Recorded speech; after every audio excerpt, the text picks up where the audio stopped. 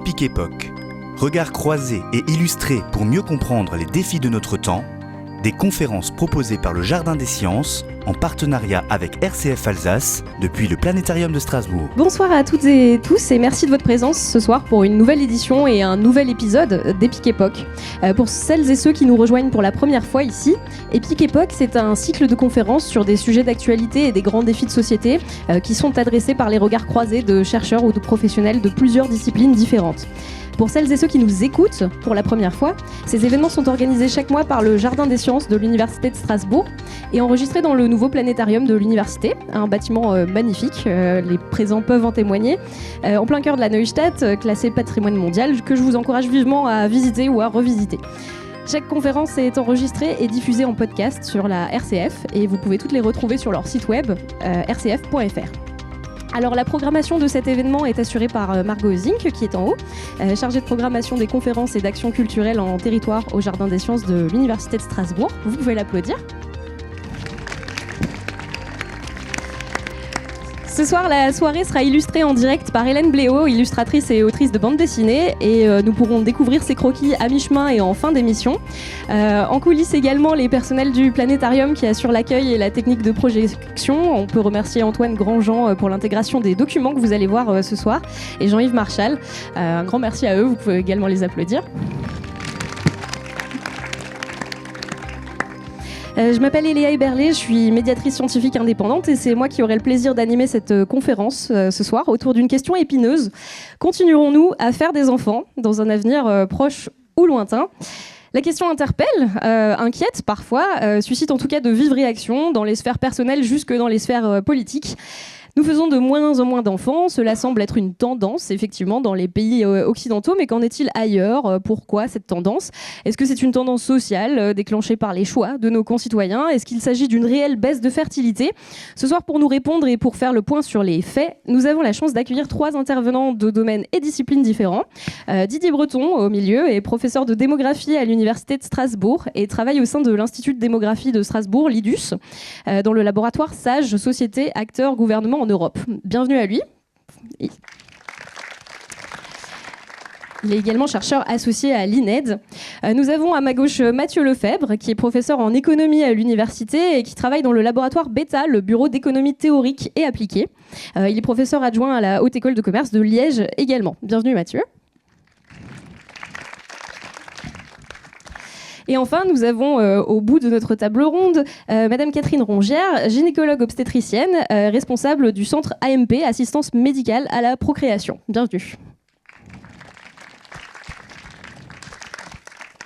Comme toute bonne conférence, les acteurs et actrices parmi les plus importants, ce sont aussi vous, les personnes du public. On vous remercie chaleureusement d'avoir fait le déplacement malgré le froid et le mauvais temps et d'être venus en nombre ce soir. Sachez que vous pourrez participer à la discussion et au podcast à la suite de cette émission en posant vos questions tout à l'heure à la fin des interventions. Nous vous ferons passer un micro dans la salle, donc n'hésitez pas à noter toutes les questions que vous viendrez pendant les interventions et puis on les prendra à la fin de l'émission. Voilà, donc on peut maintenant passer au vif du sujet. Alors Didier Breton, cela fait à peu près 20 ans, si je regarde votre parcours, que vous travaillez sur des questions de démographie, donc c'est-à-dire l'étude de la variation de la population en France ou ailleurs. Est-ce que vous pourriez nous dépeindre un peu la situation dans laquelle nous nous trouvons sur ces questions démographiques ? Oui, merci beaucoup.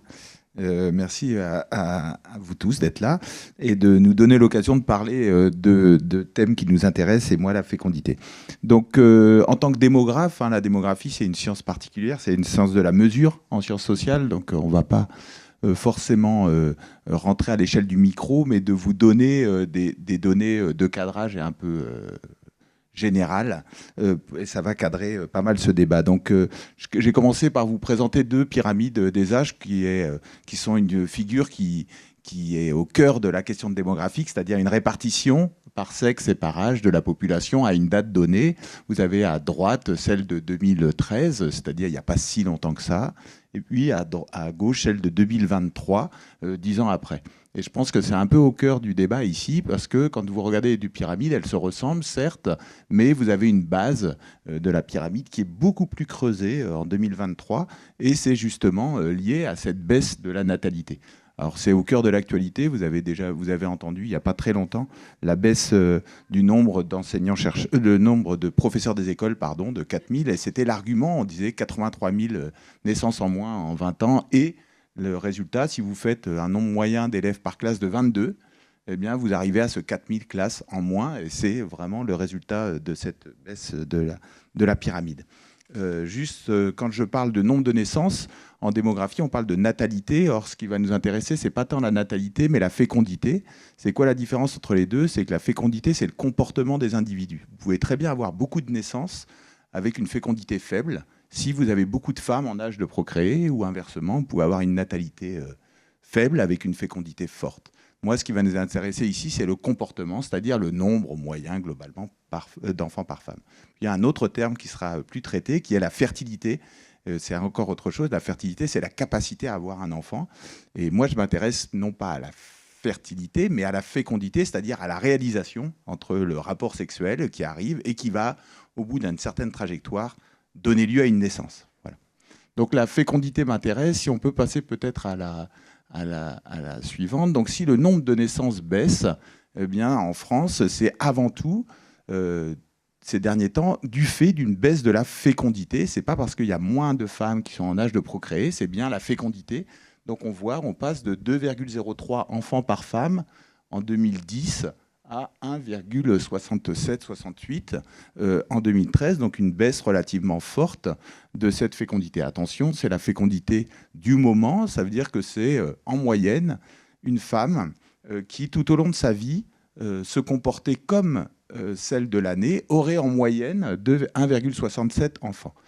Pourquoi je dis ça? Parce que vous voyez, on a eu d'autres, dans l'époque récente, on a eu des indices faibles, 1,73 en 1995, là c'était une période de basse fécondité, puis vous voyez l'indice est remonté à 2,03. Pourquoi? Parce que dans cette période-là, les gens ont ajourné, c'est-à-dire ont reporté leur projet de fécondité, et puis ils l'ont eu un peu plus tard, donc le niveau a augmenté. Alors on pourrait se dire que la baisse qui a été observé ces dernières années, là, c'est le même phénomène, ça va remonter dans les autres années. Or, a priori, on est un peu, pas pessimiste, mais on se dit, c'est pas, parce que c'est pas une affaire de pessimiste, on pense que ça ne va pas forcément remonter pour un tas de raisons que je vais aborder ici. Et notamment, les conditions ne sont pas les mêmes. Quand on était à 1,73 dans les années 90, l'âge au premier enfant n'était pas du tout le même, c'est-à-dire qu'on avait une possibilité de reporter peut-être plus importante que ce qu'il est aujourd'hui en 2023. Donc voilà. Si on va pouvoir passer à une autre diapo, voilà. Donc je vais revenir. Donc la question, c'est continuerons-nous à avoir des enfants? Bien évidemment, oui. Si je devais trancher la réponse, c'est pas tellement ce qui va nous intéresser de savoir si c'est oui ou non, mais ce qui va nous intéresser, c'est plutôt de comprendre de combien on aura d'enfants, d'accord? Et donc plutôt la répartition de la population qui n'aura pas d'enfants, quelle est la part de la population qui n'aura pas d'enfants, combien en auront un, combien en auront deux, combien en auront trois. Et pourquoi ce chiffre nous intéresse? Parce que ce qu'il y a derrière, très souvent, c'est l'indice dont vous avez tous entendu parler de 2 ou 2,1 enfants par femme, c'est-à-dire le niveau de fécondité qui permet à une population de se reproduire, c'est-à-dire qu'une génération va engendrer une génération d'un nombre au moins égal. Ce 2,1, on le sait, c'est pourquoi? Parce qu'il naît globalement 1,05 garçons pour une fille dans un environnement normal. Donc si vous additionnez les deux, ça fait 2,05. Puis on va à 2,1 puisque une partie de ces individus vont mourir avant d'avoir des enfants. Donc c'est la petite part de mortalité. Donc on estime que dans les conditions à 2,1, la population se renouvelle. Et ce qui angoisse pas mal les politiques publiques, et pourquoi on en entend parler, c'est parce que c'est comme si dès que la fécondité atteint un niveau faible, descend en dessous de 2, et que ça s'installe dans la durée, l'imaginaire collectif, le corollaire, c'est la baisse de la population. Et ça, c'est quelque chose qui est anxiogène. On le voit dans tous les territoires en décroissance en France, et on le voit dans les politiques publiques. Et donc, ça va générer des politiques publiques qui vont dire, il va falloir... tout faire ou imaginer des choses pour que la population se renouvelle. Alors, ce n'est pas qu'un fantasme, c'est parce que tout un élément de notre cohésion sociale est basé sur ce renouvellement de la population, que ce soit les retraites, mais aussi un tas d'offres publics, le nombre d'écoles, les écoles, etc., qui sont basés sur cette question de la population et des naissances. Alors, ce n'est pas nouveau. Alors, c'est aujourd'hui une vraie question. Ce n'est pas forcément nouveau. Je vous ai mis ici, j'adore cette affiche qui date de 1924, où il y avait l'Alliance pour l'accroissement de la population qui existait, qui faisait cette promotion. Et donc, il y avait une incitation dans 1924, une incitation à la fécondité et dire que la natalité était importante, notamment d'un point de vue arithmétique, et dans une phase de conflit avec nos voisins et par exemple avec les Allemands. Et je trouve que cette affiche, elle est parlante parce que d'abord, elle rappelle que ça a toujours été un problème. On pourrait remonter beaucoup plus loin. Hein. Les Grecs, les Romains se posaient exactement la même question de la population et de la fécondité qui baisse. Mais je pense aussi qu'elle est assez symptomatique parce que quand notre président Emmanuel Macron a parlé de réarmement démographique, en tout cas les démographes que nous sommes, on a tout de suite pensé à ça. C'est-à-dire que ça nous renvoyait à un contexte où il y avait une arme démographique qui était liée à des rapports de force entre les populations.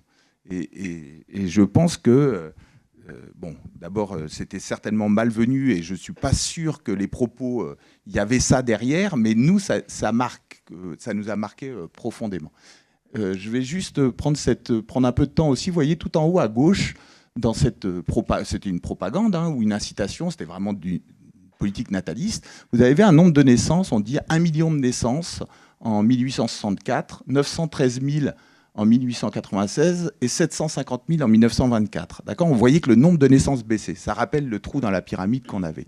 Si vous regardez ce qui s'est passé entre 1896 et 1924, on avait perdu 150 000 naissances, mais en presque 35 ans.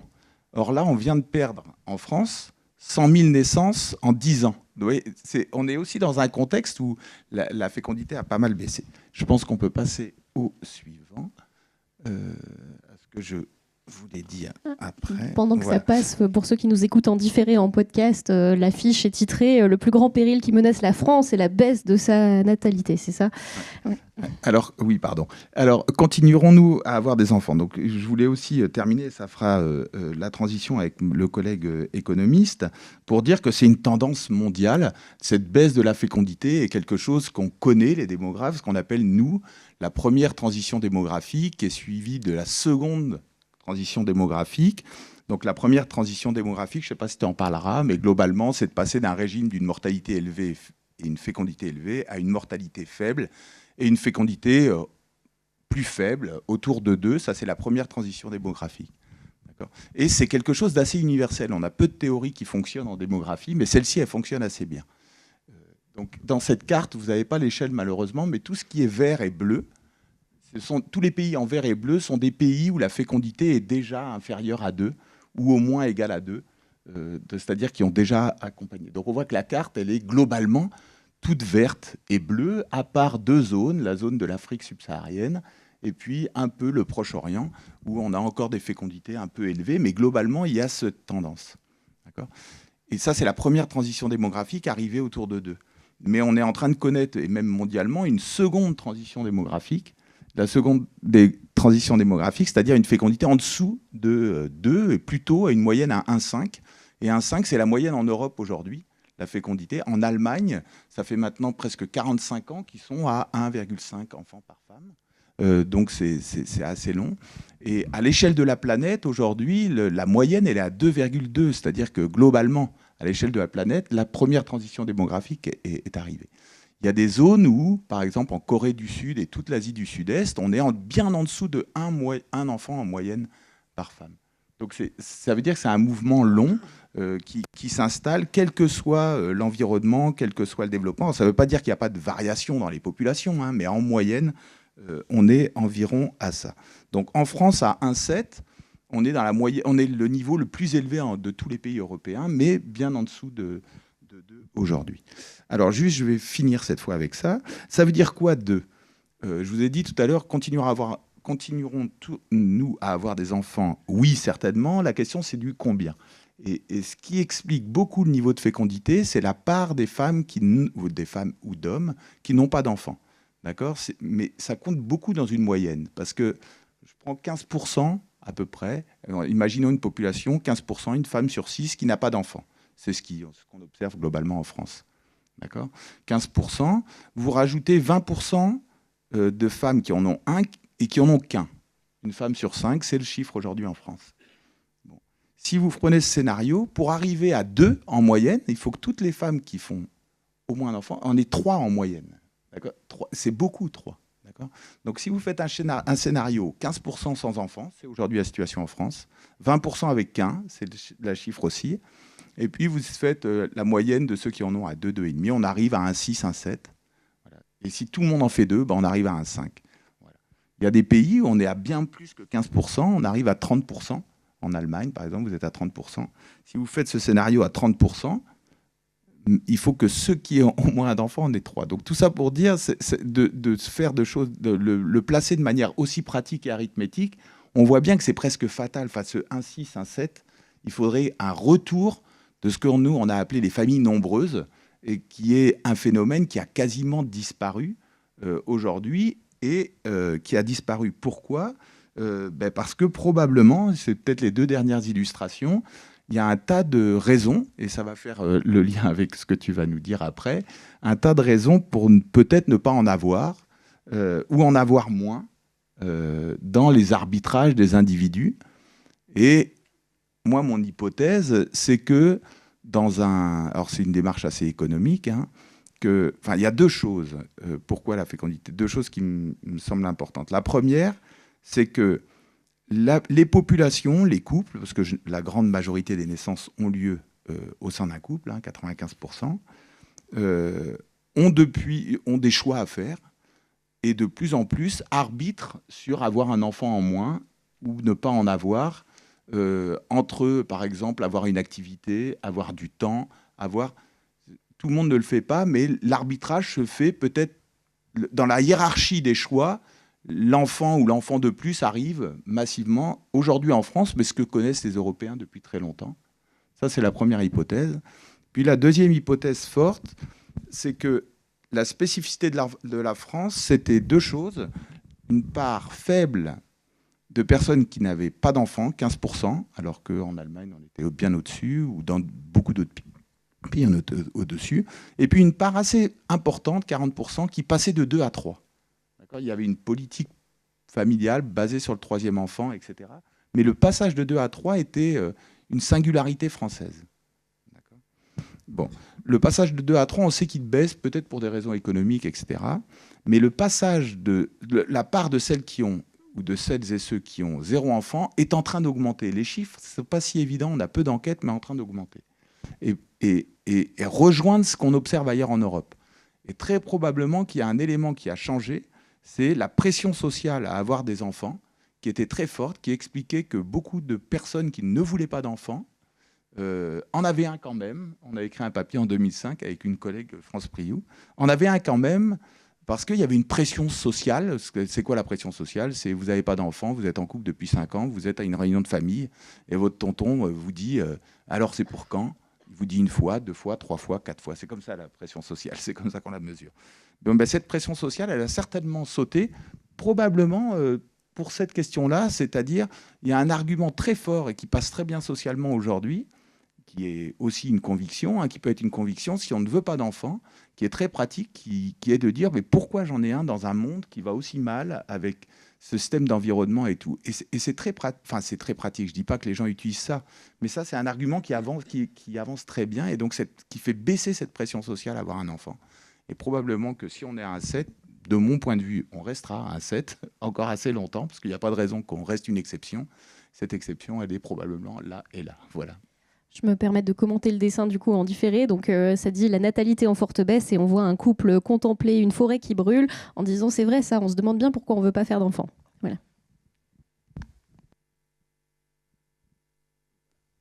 Très bien. Merci beaucoup pour cette intervention. On ne va pas prendre les questions tout de suite. Gardez-les pour la fin. Je suis sûre que vous en avez plein. Mais on va juste faire un petit saut du côté de Didier Breton, du côté de Mathieu Lefebvre, pardon. Je ne peux pas m'empêcher de constater, et tu as fait le constat aussi, Didier, dans les médias, on est surtout sur ce dernier mandat présidentiel, on a souvent utilisé ce vocabulaire très martial. Donc on était en guerre contre le Covid, et puis maintenant on doit se réarmer démographiquement. Ça, c'est les termes utilisés par le président, comme tu l'as souligné. Et donc, vous qui avez un regard un peu plus lié à l'économie, en quoi ce changement démographique impacte réellement le monde économique au point où ça crée cette angoisse dans la sphère politique, dans les médias, etc. Oui, alors ça c'est... Je vais essayer d'y répondre en 2 temps. D'abord en expliquant pourquoi est-ce que l'économiste s'intéresse peut-être à la fécondité et surtout qu'est-ce qu'il peut en dire, pour après rebondir sur ce côté finalement de pourquoi est-ce qu'on s'en inquiète d'une baisse, ou pourquoi est-ce qu'on ne devrait pas s'en inquiéter d'une baisse de la fécondité d'un point de vue économique. Alors c'est clair que quand on regarde les économistes, on ne pense pas qu'ils s'intéressent aux familles ou à la fécondité, et pourtant ça fait de nombreuses années que l'économie, en tout cas la science économique dans sa conception moderne, s'intéresse à la fécondité, et principalement parce qu'elle est liée au revenu. En tout cas, les économistes pensent qu'elle doit être liée au revenu d'une certaine façon. Et je crois qu'on vous a mis l'image de 3 économistes, ou en tout cas il y en a au moins 2 et 1 qu'on peut considérer comme étant un économiste, qui ont travaillé sur ces questions. Et je voudrais juste vous présenter ce qu'ils en disaient pour après pouvoir rebondir sur qu'est-ce qui explique d'un point de vue économique la fécondité. Donc, finalement, quand on parle d'économie de la population, on tombe toujours sur Thomas Malthus. Thomas Malthus, c'est un économiste, enfin un penseur, un philosophe, un économiste anglais de la fin du XVIIIe, début du XIXe siècle, qui était un des premiers à mettre en évidence la question de la population dans l'économie. Il a écrit un essai sur les principes de la population, dans lequel il expliquait qu'en fait, le problème que l'on a, c'est que si on laisse les individus faire des enfants sans aucune contrainte, en gros, c'est exponentiel. Si vous n'aviez aucune contrainte, toute autre chose restant égale, vous faites des enfants. D'accord ? Le problème, c'est que vous avez des contraintes. Votre contrainte, c'est le revenu. C'est en gros les moyens, les ressources économiques auxquelles vous faites face. Et c'est ces ressources qui vont limiter, d'une certaine façon, la fécondité. C'est-à-dire qu'en gros, vous pouvez faire autant d'enfants que vous voulez, mais si vous n'avez pas les ressources pour nourrir ces enfants, ben vous ne pouvez pas en faire beaucoup. En gros, c'est un peu l'idée de Malthus.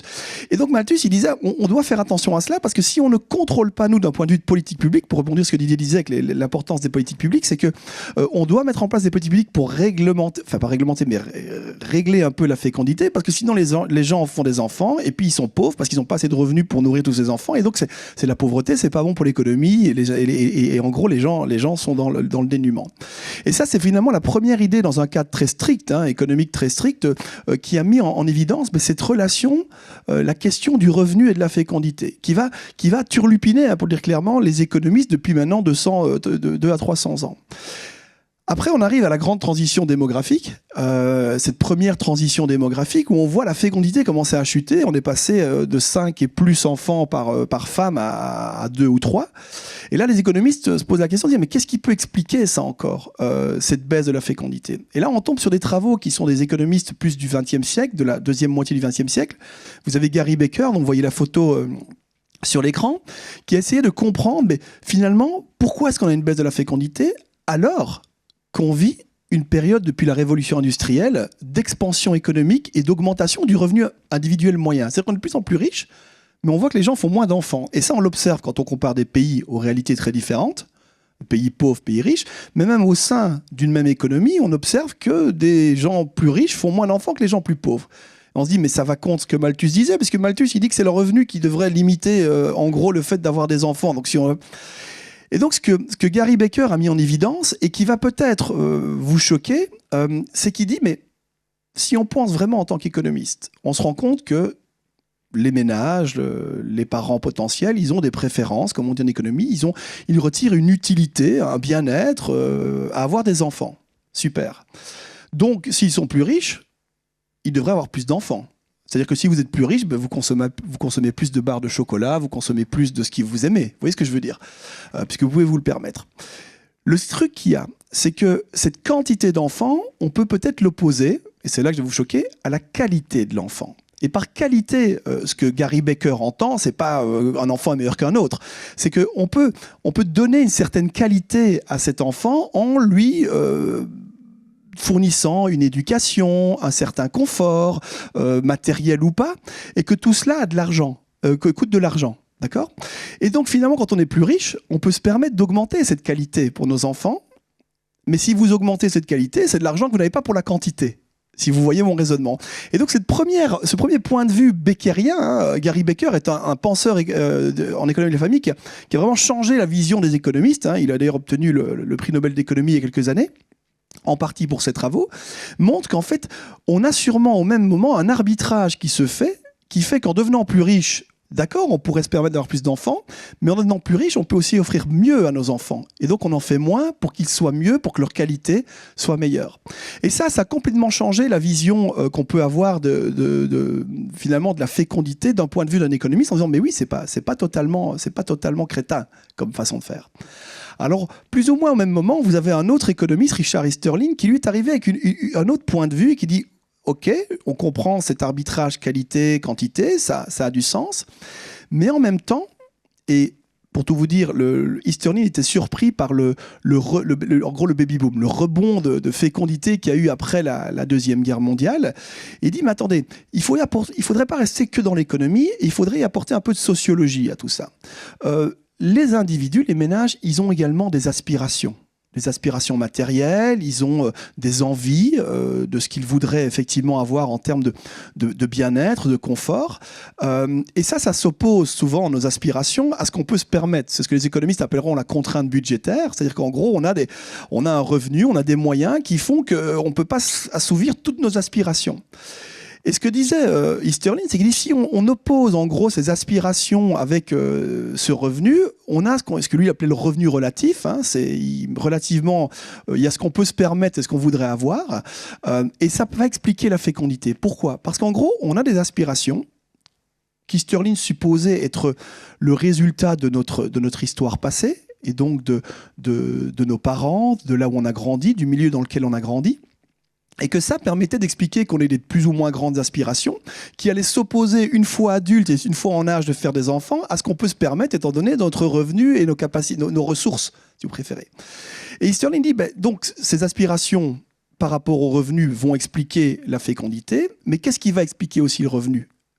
En fait, la taille de la cohorte, la taille de la population.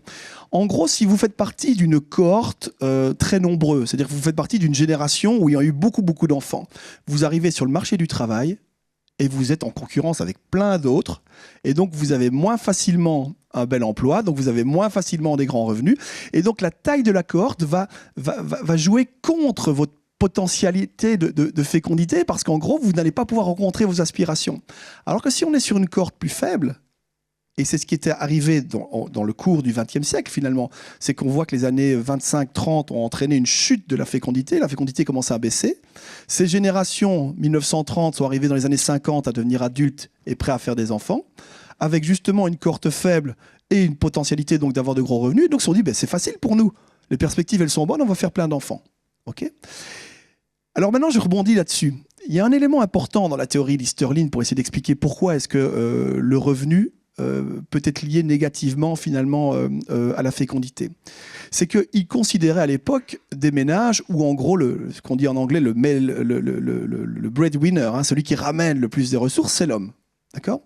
Sauf que dans ce cas-là, ça veut donc dire que si le ménage a des aspirations fortes mais que l'homme ne ramène pas beaucoup de revenus, mais qui peut complémenter ce revenu ? Les dames, les femmes. D'accord ?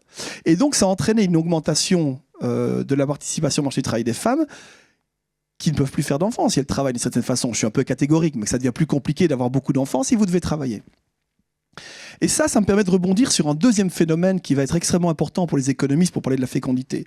C'est l'augmentation très forte, tu en as dit un ou deux mots tout à l'heure, de la participation au marché du travail des femmes dans la deuxième moitié du XXe siècle. C'est qu'on observe au même moment une augmentation très forte donc de l'activité des femmes. Et en même temps, une chute de la fécondité. En fait, ça permet d'introduire un autre concept économique qui va me permettre de rebondir après sur tous les déterminants, si on peut passer à la diapositive suivante, sur les déterminants d'une certaine façon de la fécondité, les déterminants économiques. Ce que vous voyez sur ce graphique, en gros, c'est l'évolution du taux d'activité des hommes et des femmes dans la catégorie qu'on considère en général en tant qu'économiste en âge de travailler, donc entre 15 et 64 ans. Okay, et on voit qu'effectivement, au cours du temps, on a une activité des hommes qui n'a pas beaucoup baissé, un petit peu baissé, mais pas trop, mais surtout, on a une augmentation très forte de l'activité des femmes. Si j'avais pu vous retrouver des chiffres encore plus anciens, vous verriez vraiment cette croissance. D'accord ?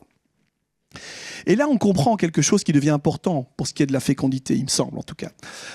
C'est que si vous êtes une femme qui commence à travailler plus, et surtout avoir accès à un marché du travail qui est beaucoup plus rémunérateur que ce qu'il était avant, puisque maintenant, même si le gender gap, comme on l'appelle aussi, ce creux qu'il y a entre les revenus, les salaires des hommes et des femmes à compétences égales existe toujours, il se réduit au fur et à mesure, mais vous commencez à avoir une vraie importance dans les revenus du ménage.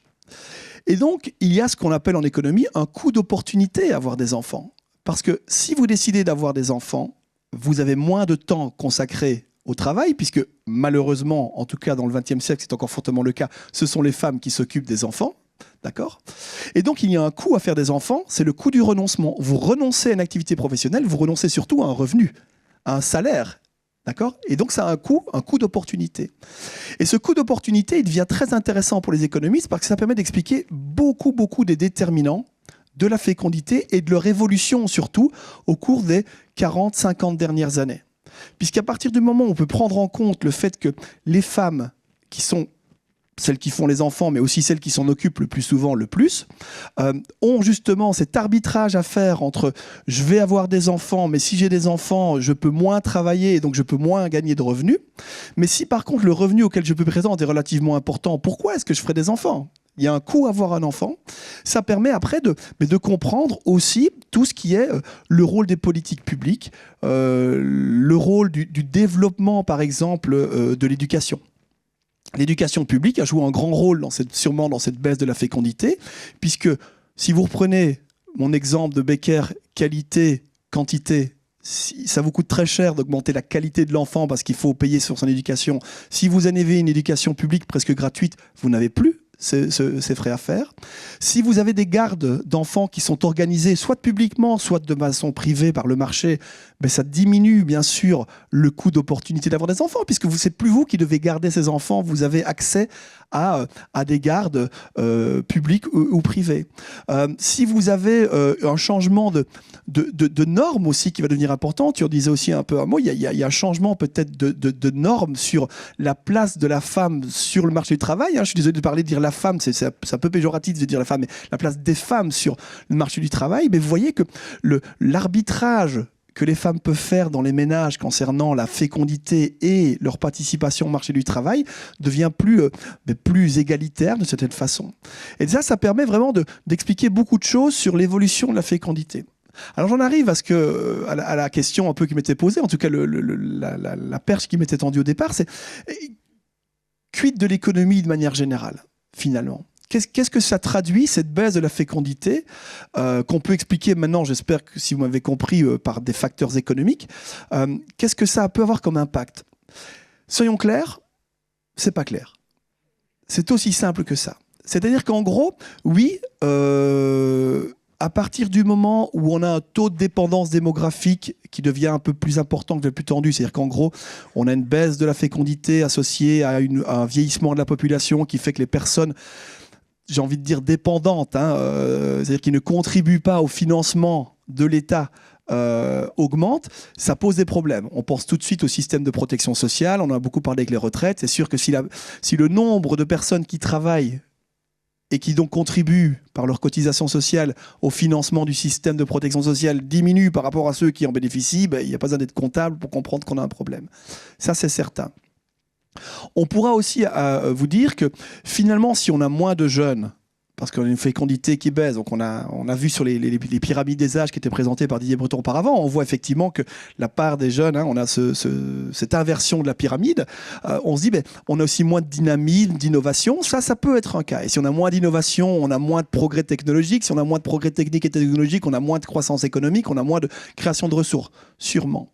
Mais par ailleurs, si on a moins d'enfants, on a peut-être aussi, si vous reprenez mon arbitrage qualité-quantité, plus de possibilités de les pousser dans leur capital humain, de les pousser vers justement plus de capital humain, plus de connaissances, plus de créativité. Et c'est peut-être pas toujours aussi mauvais qu'on ne le pense.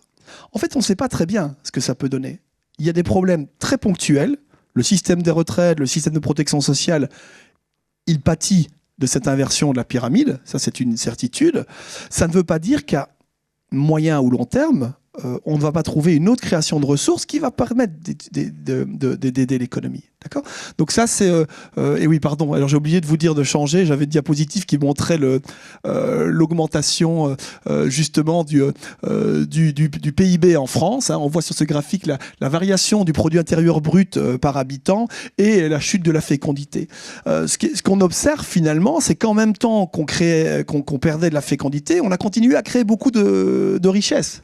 Donc c'est pas certain que ce soit si mauvais. Ce qui veut dire qu'au final, le rôle de la fécondité sur la croissance économique, il dépend en fait de beaucoup d'éléments. Il dépend de beaucoup de facteurs qu'il n'est pas si évident que ça d'identifier, j'ai envie de dire, dans ce qu'on appellera en économie une analyse en équilibre général. C'est-à-dire que là, on peut parler d'équilibre partiel, on voit ce qui se passe lorsqu'on change un élément. Ça peut être positif et négatif, mais au final, le résultat global, il est ambigu. Et pour le coup, j'ai pas de réponse claire à vous donner si cette chute de la fécondité nous amène droit dans le mur d'un point de vue économique, et je pense qu'aucun économiste peut clairement le dire. Bien, merci beaucoup pour cette intervention. Alors, vous retenez toujours vos questions. On va faire un petit interlude pour passer au dessin de Hélène qui, depuis tout à l'heure, est en train de croquer en direct la soirée. Donc, on va faire un petit tour du côté de ce qu'elle a fait. Hélène, je ne sais pas si tu veux commenter en même temps ou pas. Ça va ? Tout le monde va bien dans la salle ? C'est intéressant, ça vous plaît ?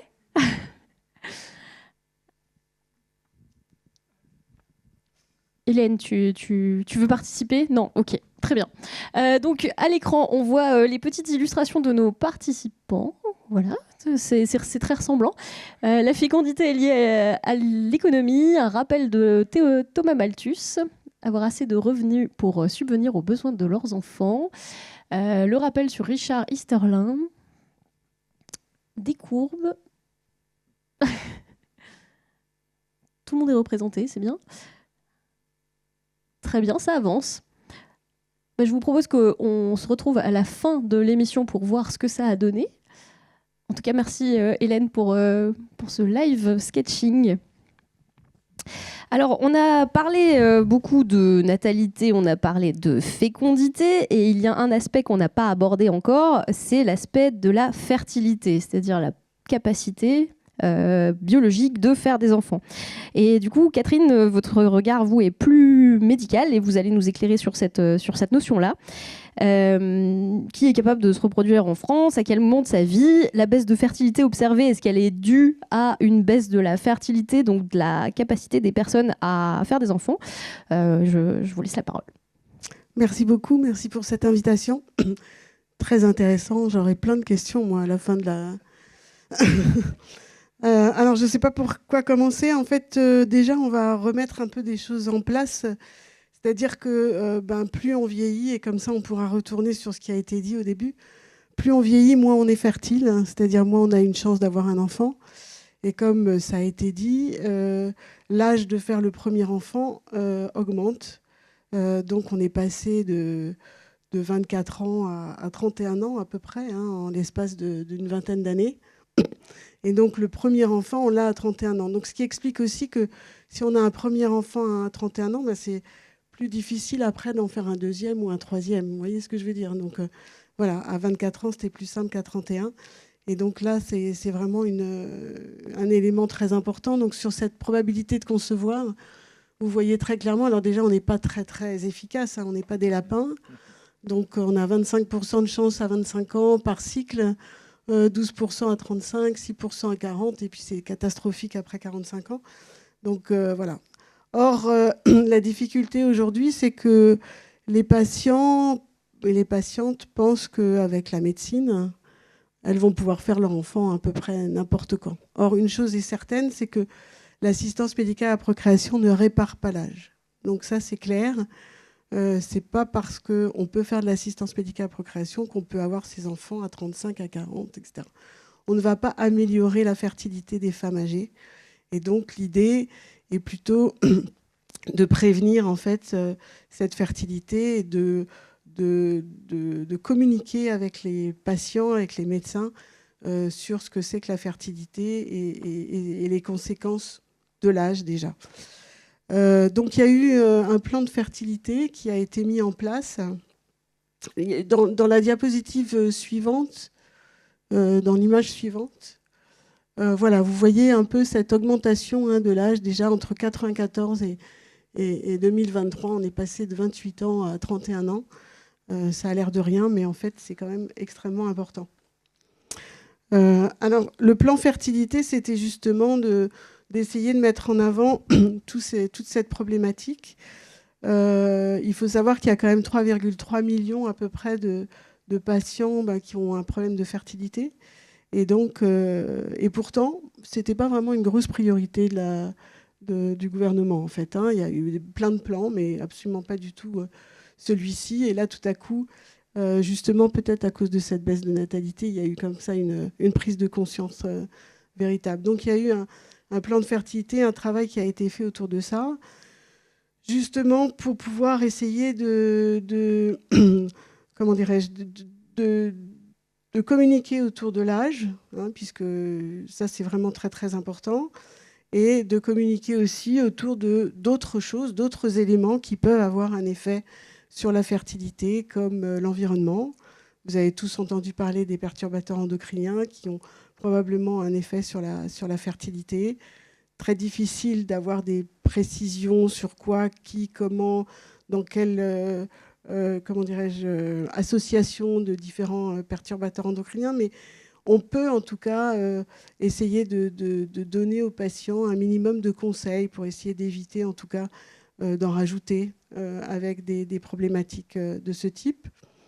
Et puis, vous avez également, malgré tout, comme on l'a dit déjà, des patientes qui travaillent, qui ont envie d'évoluer dans leur carrière et qui donc finalement vont retarder leur grossesse pour obtenir une carrière qui évolue comme celle d'un homme, puisque malgré tout, la différence est encore très importante.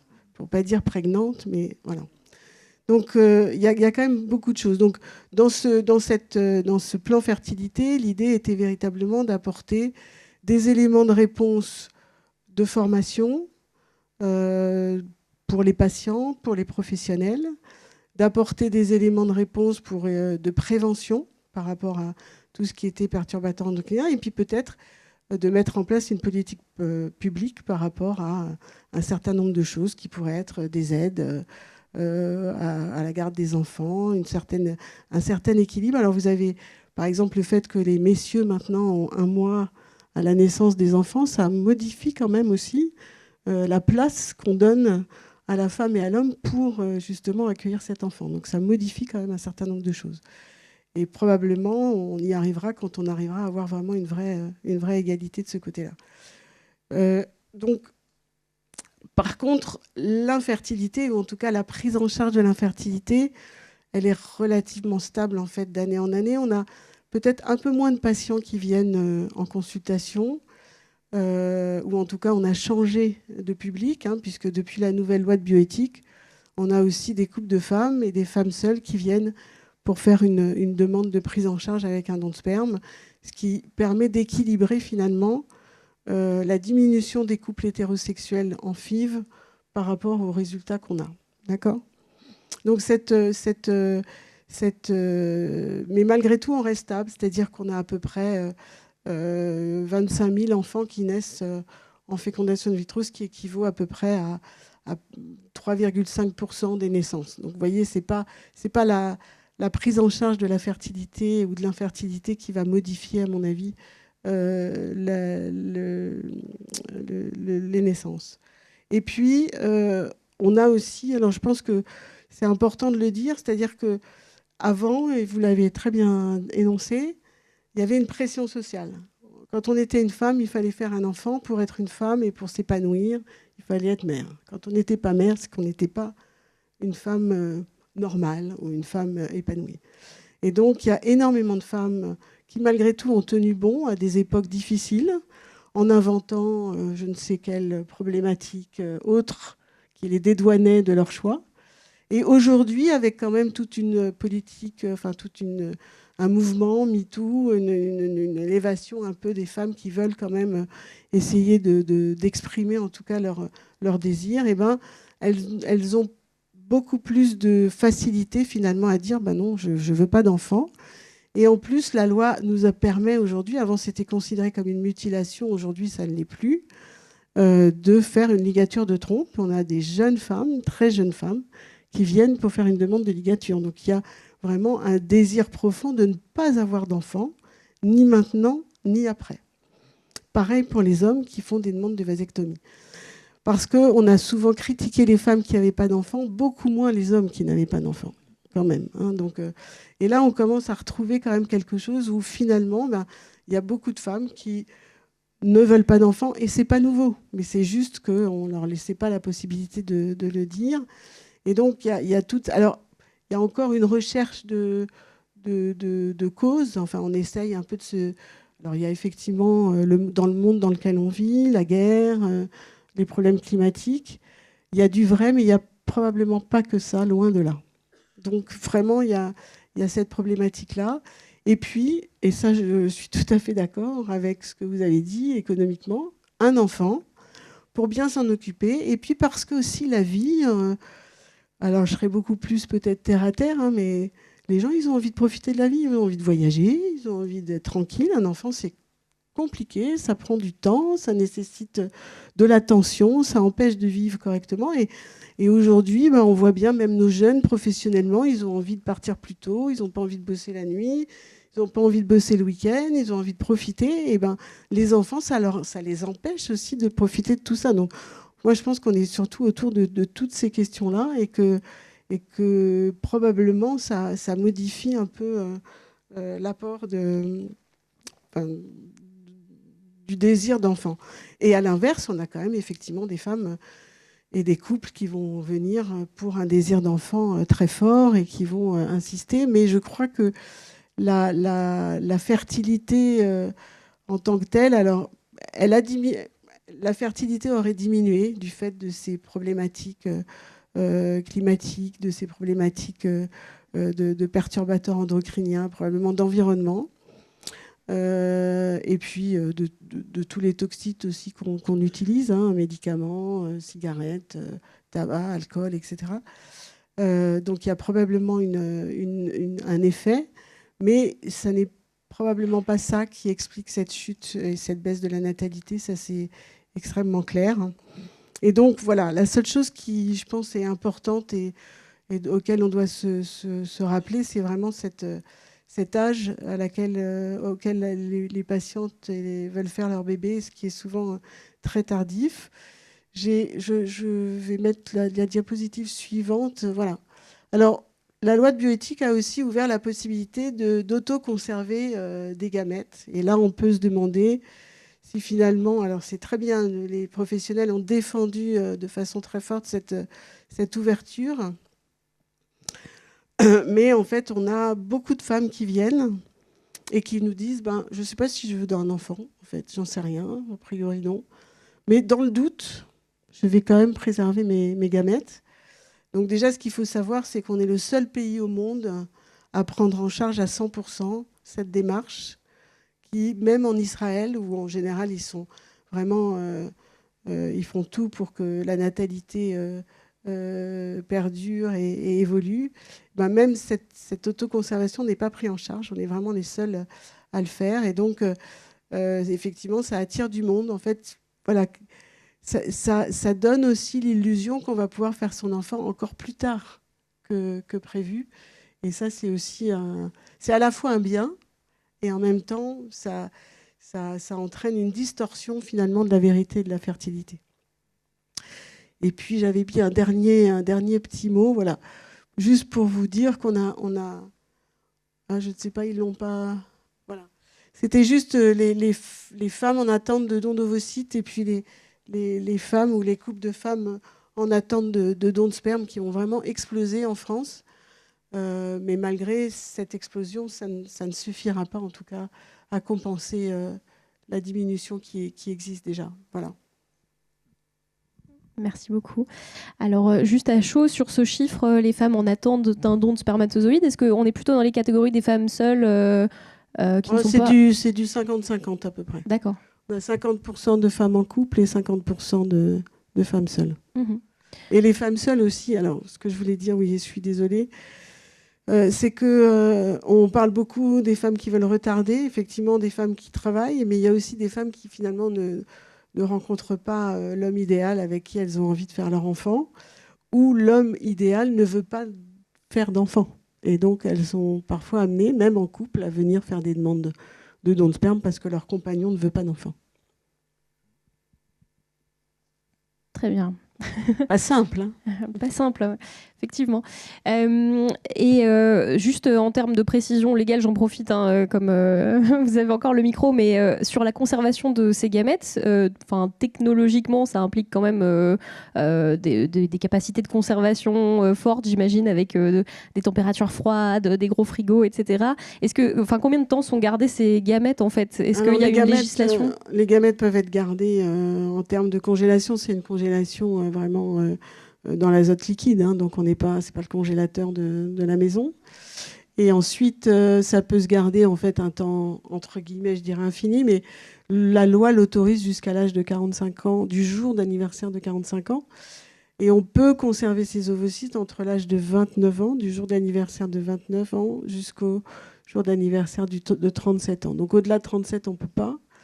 Et aujourd'hui, la difficulté, en fait, c'est qu'il y a un engouement en fait, pour cette préservation, une sorte de sécurité. Alors, ce n'est pas vraiment une sécurité, hein, il faut quand même bien mettre les choses en place, c'est-à-dire que c'est bien, c'est mieux que rien, mais ça n'assure pas non plus un bébé si un jour on devait les utiliser. Donc, il faut vraiment être très clair vis-à-vis des patients. Et il vaut mieux faire le bébé à 34 ans que conserver ses ovocytes, si on veut être vraiment très clair d'un point de vue fertilité. Et là, je ne parle pas de démographie.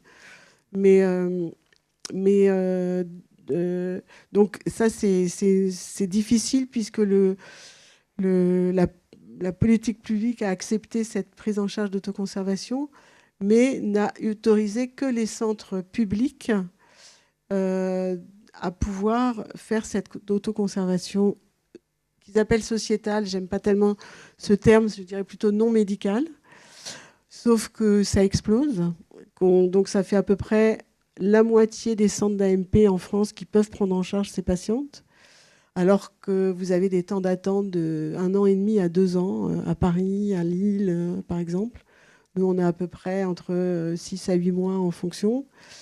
C'est totalement difficile à vivre pour ces patientes qui viennent à 35 ans et demi et qui, finalement, ne vont pas pouvoir être prises en charge.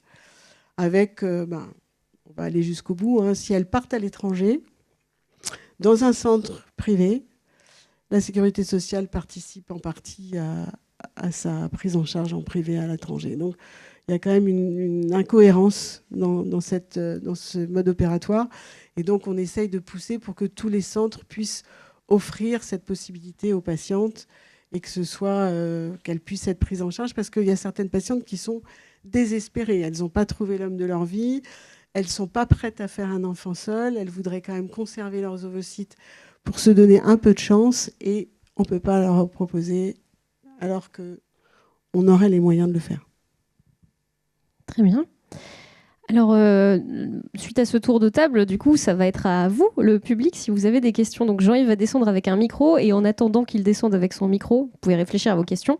J'ai juste une remarque globale donc, de ce que vous disiez. Et on n'observe pas dans les chiffres cette baisse drastique de la fertilité des personnes qui s'expliquerait par des perturbateurs endocriniens. Ça se voit pas tant que ça dans les demandes de consultation. Enfin, on n'est pas au point des scénarios de séries américaines comme la Servante écarlate, par exemple, où les femmes ne peuvent plus faire d'enfants. Ils sont obligés de kidnapper des femmes pour qu'elles deviennent des super procréatrices pour la nation et tout ça. On est loin de ce scénario-là. Et donc, ça s'expliquerait surtout par des facteurs sociaux, cette baisse de la natalité en France. Est-ce que ça, c'est pas une bonne chose au regard de justement toutes les questions écologiques? On dit tout souvent qu'il y a trop de personnes sur la planète, qu'on surconsomme, qu'il faut aller dans la décroissance. Donc est-ce que cette baisse de la natalité, c'est pas une réponse finalement à apporter aux enjeux globaux du changement climatique? Je sais pas si vous voulez vous... Ça, on fait... C'est assez facile pour nous de répondre à ça, parce qu'on nous la pose tout le temps, la question aux démographes, est-ce qu'on est trop sur cette planète et tout. Alors, il y a une équation qui s'appelle IPAT, là, c'est-à-dire l'impact écologique, et c'est lié à 3 choses, à P, à A et à T, globalement. Donc, si je simplifie, le P, c'est la population, le P, c'est la population, le A, c'est le mode de consommation, et le T, c'est le mode de production. Mais on se rend compte que la population, c'est qu'un facteur parmi d'autres. Donc, ce n'est pas vraiment cette question. Alors, c'est peut-être une bonne nouvelle, parce que ça diminue, si on a un raisonnement de diminuer l'impact écologique, ça c'est un facteur. Mais au bout d'un moment, ça boucle, parce que les endroits où il faudrait baisser la fécondité, c'est les endroits où le A et le T sont très importants. Et ces 2 endroits, vous l'avez vu dans la carte, c'est des endroits où la fécondité est déjà très basse. D'accord ? Et donc, on arrive à une espèce de stigmatisation, à dire qu'il faudrait la baisser dans les endroits où c'est encore élevé. Or, dans ces endroits-là, les modes de consommation et les modes de vie ont un impact écologique qui n'est pas monstrueux. Donc, c'est presque trop simplificateur de dire ça. Voilà. Après, par exemple, pour le cas de la France, je ne sais pas si c'est grave ou pas grave, parce qu'on pourrait se dire, tiens, la France a 40 millions d'habitants, on l'a connue, c'était la 30 glorieuse, ça allait super bien. Mais ce n'est pas tant une histoire de nombre, c'est une histoire d'équilibre, et notamment d'équilibre entre les générations qui vont faire. Ce qui explique que la population a beaucoup augmenté, on l'oublie, ce n'est pas la natalité, c'est le vieillissement de la population, c'est le fait que l'espérance de vie a fait des progrès incroyables. Et ça a augmenté beaucoup la population. Et qui ici voudrait diminuer l'espérance de vie de la population? Enfin, moi, j'en connais pas, et je connais pas de politique publique qui décide ça. Or, l'accroissement de la population mondiale, l'explosion, elle est très liée à cette question du vieillissement. Parce que la fécondité, vous l'avez vu, 2,2. On est descendu à des niveaux faibles à l'échelle de la planète. Donc voilà, je ne sais pas si ça répond à votre question. Moi, juste pour dire, il y a un mot qui est central un peu finalement dans ce que dit en économie, ce qui est dit sur l'AMP, c'est la question du désir d'enfant, ou de non-enfant. Ou comme diraient d'autres, le désir de non-enfant. Voilà, c'est ça. Et toutes les politiques publiques se basent en disant on va mettre en place des politiques publiques pour que les gens aient des enfants. Mais ça fonctionne s'ils en veulent. S'ils n'en veulent pas, vous pourrez mettre toutes les politiques que vous voulez, vous n'y arriverez pas. Ça ne sert à rien. Ou alors ça devient des politiques très incitatives, natalistes. Par exemple, intervenir sur le droit à l'IVG, interdire la contraception, mais c'est vraiment des politiques... Enfin, on ne connaît pas d'endroit où on a des politiques natalistes. Des politiques coercitives, oui, la Chine a réussi à faire baisser la fécondité, mais faire réaugmenter la fécondité, si le désir n'est pas là, je pense que c'est un peu vain. Ouais. En fait, j'ai 2 questions. Il y en a une par rapport justement à l'âge, parce qu'en fait... Pour moi, malgré tout, ça compte. C'est le fait qu'on ait une espérance de vie qui est importante et qu'en plus, on prenne en charge aussi, parce que financièrement aussi, il y a une prise en charge des plus vieux qui est très coûteuse aussi au niveau de la santé, etc. Et comme vous dites, qui a envie de diminuer cette espérance de vie? Donc ça, c'est vraiment important. Et puis j'ai aussi par rapport à l'Allemagne, par exemple, parce que la prise en charge des femmes, enfin des enfants, les femmes ne travaillent pas, enfin elles sont obligées d'arrêter de travailler pour s'occuper des enfants parce qu'il n'y a absolument rien pour s'en occuper. Et quand elles placent leurs enfants, je ne sais pas si elles trouvent une garderie ou... elles sont très très mal vues en Allemagne. Donc ça, je pense que ça aussi, ça a engendré justement cette baisse depuis très longtemps en Allemagne, non ? En fait, c'est directement lié à ce que j'essaie d'expliquer, c'est que le coût d'opportunité d'avoir un enfant en Allemagne, il est dur, il est assez cher, puisqu'il n'y a pas de garde, il n'y a rien qui est pris en charge. Donc effectivement, vous êtes obligé d'arrêter de travailler pour vous occuper d'un enfant. Vous devez renoncer. Et donc c'est pour ça que la natalité aussi, la fécondité est si faible en Allemagne, c'est que c'est compliqué d'avoir un enfant. Vous devez renoncer à beaucoup de choses si vous êtes une femme et que vous voulez avoir un enfant. Et pour rebondir aussi sur ce qui venait d'être dit, c'est que dans ce qu'on sait, en tout cas en économie, les politiques natalistes, quand ils essaient de les mettre en place, ça ne marche pas. Ça ne joue pas du tout.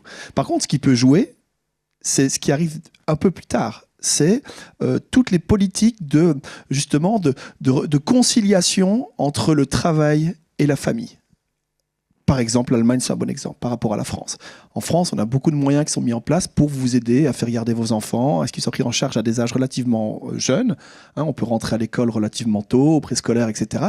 Et ça favorise le fait d'avoir des enfants, parce que l'arbitrage se fait là-dessus plus que sur, comme tu disais, si on donnait une incitation monétaire ou quoi à faire des enfants, c'est pas ça qui marchera. C'est ce qui...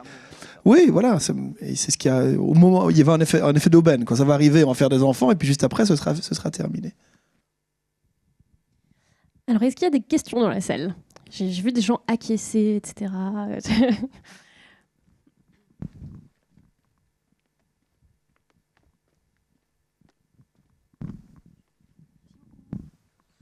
Bonsoir. Déjà, merci beaucoup pour les discussions. Là, c'était super, très, très intéressant. En fait, j'aurais deux questions. Déjà, par rapport aux affiches, notamment par rapport aux politiques sur la natalité que vous aviez pu montrer, sur le fait d'utiliser un vocabulaire qui était assez guerrier, finalement. Est-ce que ça n'a pas même carrément l'effet inverse? C'est-à-dire que lier le fait d'avoir des enfants au fait qu'on va les envoyer à la guerre, ça donne peut-être vraiment pas envie d'avoir des enfants pour les voir se faire tuer. Et j'avais une deuxième question. Et ça y est. Ah oui, sur l'économie... Du coup, par exemple, le fait qu'il y ait une inflation énorme, etc., sur le fait que combien ça coûte d'avoir des enfants, est-ce qu'on peut pas lier carrément la baisse des naissances au fait que, comme la vie coûte de plus en plus cher, c'est de plus en plus difficile d'en avoir? Oui, alors si je peux répondre, en tout cas sur ce point-là... Oui, alors cette inflation, on l'a pas connue, elle est assez récente finalement. La forte inflation qu'on a eu, on a connu pas mal d'années où les prix n'augmentaient pas tant que ça. Et alors pour revenir, ça dépend de où on parle. Effectivement, en France, ça peut être un problème. Moi, je suis pas français, je sais pas si vous l'avez entendu, mais je viens d'un pays où les salaires sont indexés sur l'inflation. Donc, par exemple, un pays comme la Belgique, donc mon pays, ça pose pas de problème puisque les salaires sont automatiquement augmentés en fonction de l'augmentation du niveau général des prix, ce qui embête un peu les entreprises, bien sûr, mais pas trop les salariés. Pour revenir au premier point, si je peux, parce que c'était une affiche que tu as présentée, mais ça, c'est un élément extrêmement intéressant qui nous intéresse quand on fait de la psychologie sociale ou de l'économie comportementale, qui sont finalement deux disciplines qui s'entremêlent. C'est que parfois, des mécanismes incitatifs qui partent d'une bonne idée ont ce qu'on appellera un backfire effect en anglais, un effet, je ne sais pas comment on dit ça en français, mais vont avoir l'effet inverse parce qu'effectivement, les individus à qui elles s'adressent vont avoir une réaction de recul par rapport à ça. Donc sur l'histoire du réarmement, je crois que ça a été une faute de... Enfin, je pense qu'il ne l'a pas fait exprès en vérité, parce que comme il parlait de réarmement économique, etc., il a juste décliné tout d'un coup avec démographique. C'est une erreur. D'ailleurs, tous les mouvements féministes se sont emparés de ça en disant... il y a eu une réaction, comme vous le dites, inverse, en disant on ne doit pas être les ventres de... donc ça a été en effet, d'ailleurs ça fait un flop, on en a beaucoup entendu parler, et puis après ça a disparu. Sur l'inflation, c'est marrant, tous les ans là, je coordonne un article pour la revue Population qui fait le bilan de la dynamique démographique de la France avec 4 auteurs dont Hippolyte Dalby, là, économiste. Et cette année, j'ai regardé l'effet de l'inflation sur la baisse de la fécondité. Et on voit très bien, il y a eu les 3 grosses périodes d'inflation pour la France. Elles sont toujours liées à des baisses de la fécondité du moment. Mais c'est qu'un effet ponctuel, c'est-à-dire après on peut rattraper. Donc c'est-à-dire les gens en période d'inflation, en effet, vont peut-être retarder. Il y a eu une publication aussi qui a été faite pas pour la France, je crois que c'est je ne sais plus quel pays d'Europe, où on voyait, je crois que c'est en Angleterre, sur l'effet du coût du logement qui augmente, qui fait baisser un petit peu. Mais tout ça, c'est des effets... moi, je pense que c'est des effets qui sont vrais, mais qui ne s'inscrivent pas dans un temps long. Sauf si l'inflation dure pendant 25 ans, 30 ans, sans l'augmentation des salaires, là oui, ça devient compliqué. Mais autrement, ça avait fait d'aubaine. Des personnes plus âgées se souviennent, par exemple, que Giscard avait mis en place une prime à la naissance dans les années 79-80. Sur le troisième enfant, on appelait ça le million Giscard, 10 000 francs sur la naissance. Bon, ça a eu un effet, la fécondité a augmenté, et puis après elle a baissé. Les Suédois ont fait la même chose, ça a baissé, après ça a augmenté, après ça a baissé. Alors après, peut-être ça joue quand même. C'est-à-dire, ça a empêché de baisser à un moment, donc ça fait naître des enfants. Mais bon, c'est pas... En tout cas, cette histoire de réarmement démographique, moi, ce qui m'avait un peu choqué, c'était justement le fait que, juste après son intervention sur le réarmement démographique, qui était encore une fois, je pense, une maladresse, juste après, le propos dans le discours, juste après, c'était sur le plan de l'infertilité. Donc, il y avait une façon de dire que si la natalité baisse, c'est lié à une question biologique, quoi, de fertilité, pas une question de contexte économique, social, etc. Je trouve que la juxtaposition des deux, moi, je m'étais dit, là, quand même, il a fait fort, parce qu'on voit très bien que, vous l'avez très bien dit, si on règle ce problème d'infertilité, ça joue sur la natalité, mais pas autant que ce qu'on... Enfin, c'est un effet faible. Y a-t-il d'autres questions dans la salle? Une ici, de l'autre côté. Désolée, Jean-Yves.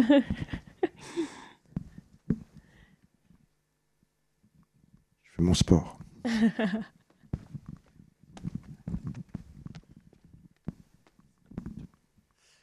Merci pour vos interventions. Moi, j'avais une question. Est-ce qu'on ne peut pas voir aussi la chose sous... Enfin, j'ai deux questions. Est-ce qu'on ne peut pas voir la chose aussi sous un angle purement capitaliste, avec vraiment en population de consommateurs? C'est-à-dire que peut-être que jusque-là, c'était pas très intéressant de s'intéresser à la population parce que les gens consommaient de plus en plus, etc. Donc, le marché, entre guillemets, avec les consommateurs restait stable et ça permettait de continuer à faire des profits, etc. Or là... avec les dernières années, etc., les gens consomment moins. Et du coup, le but, c'est pas d'augmenter la consommation des gens, mais le nombre de consommateurs. Et du coup, de vouloir, entre guillemets, repeupler l'Europe ou les autres pays comme ça, pour pouvoir maintenir tous ces problèmes d'argent qu'on peut avoir dans un système capitaliste. Et deuxième question, qui n'a rien à voir, mais pourquoi est-ce que des pays, par exemple, comme l'Inde ou la Chine, qui sont déjà des pays surpeuplés, veulent continuer à être surpeuplés? Dans le sens, ils sont extrêmement nombreux, ils ont du mal à donner de l'argent à tout le monde dans leur pays, mais ils veulent maintenir une natalité haute, par exemple. Je vais peut-être répondre à la première question. Je te laisserai la répondre à la deuxième, peut-être. Je ne suis pas certain de comprendre totalement votre raisonnement, mais je crois voir. Donc, alors, oui... Pardon. Non, est-ce que j'essaie d'avoir une réaction un peu claire? Est-ce qu'on a vraiment baissé la consommation ces dernières années? Est-ce que c'est vrai? Je n'en suis pas certain. Par contre, il y a une chose qui est sûre, c'est que les profits des entreprises n'ont pas baissé, eux. Donc tout ça pour revenir dans le raisonnement, c'est qu'effectivement, les entreprises qui recherchent le profit et qui ont besoin de consommateurs pour ça, d'avoir une demande, comme on appelle l'économie en phase 2, est-ce qu'elles auraient besoin d'avoir plus de consommateurs? Sûrement, elles feraient plus de profits, ça je suis a priori d'accord avec vous, s'ils sont capables de consommer ce qu'elles offrent. Donc je ne sais pas si en termes de politique publique, la volonté de vouloir maintenir une fécondité ou une natalité assez importante va dans le sens du système capitaliste, sachant que, encore une fois, d'un point de vue global, si on fait plus d'enfants, ça consomme plus de ressources aussi par ailleurs, au-delà de la consommation. Donc, c'est des ressources qui ne sont plus disponibles pour de la consommation capitaliste, hein, si je prends vos termes. Donc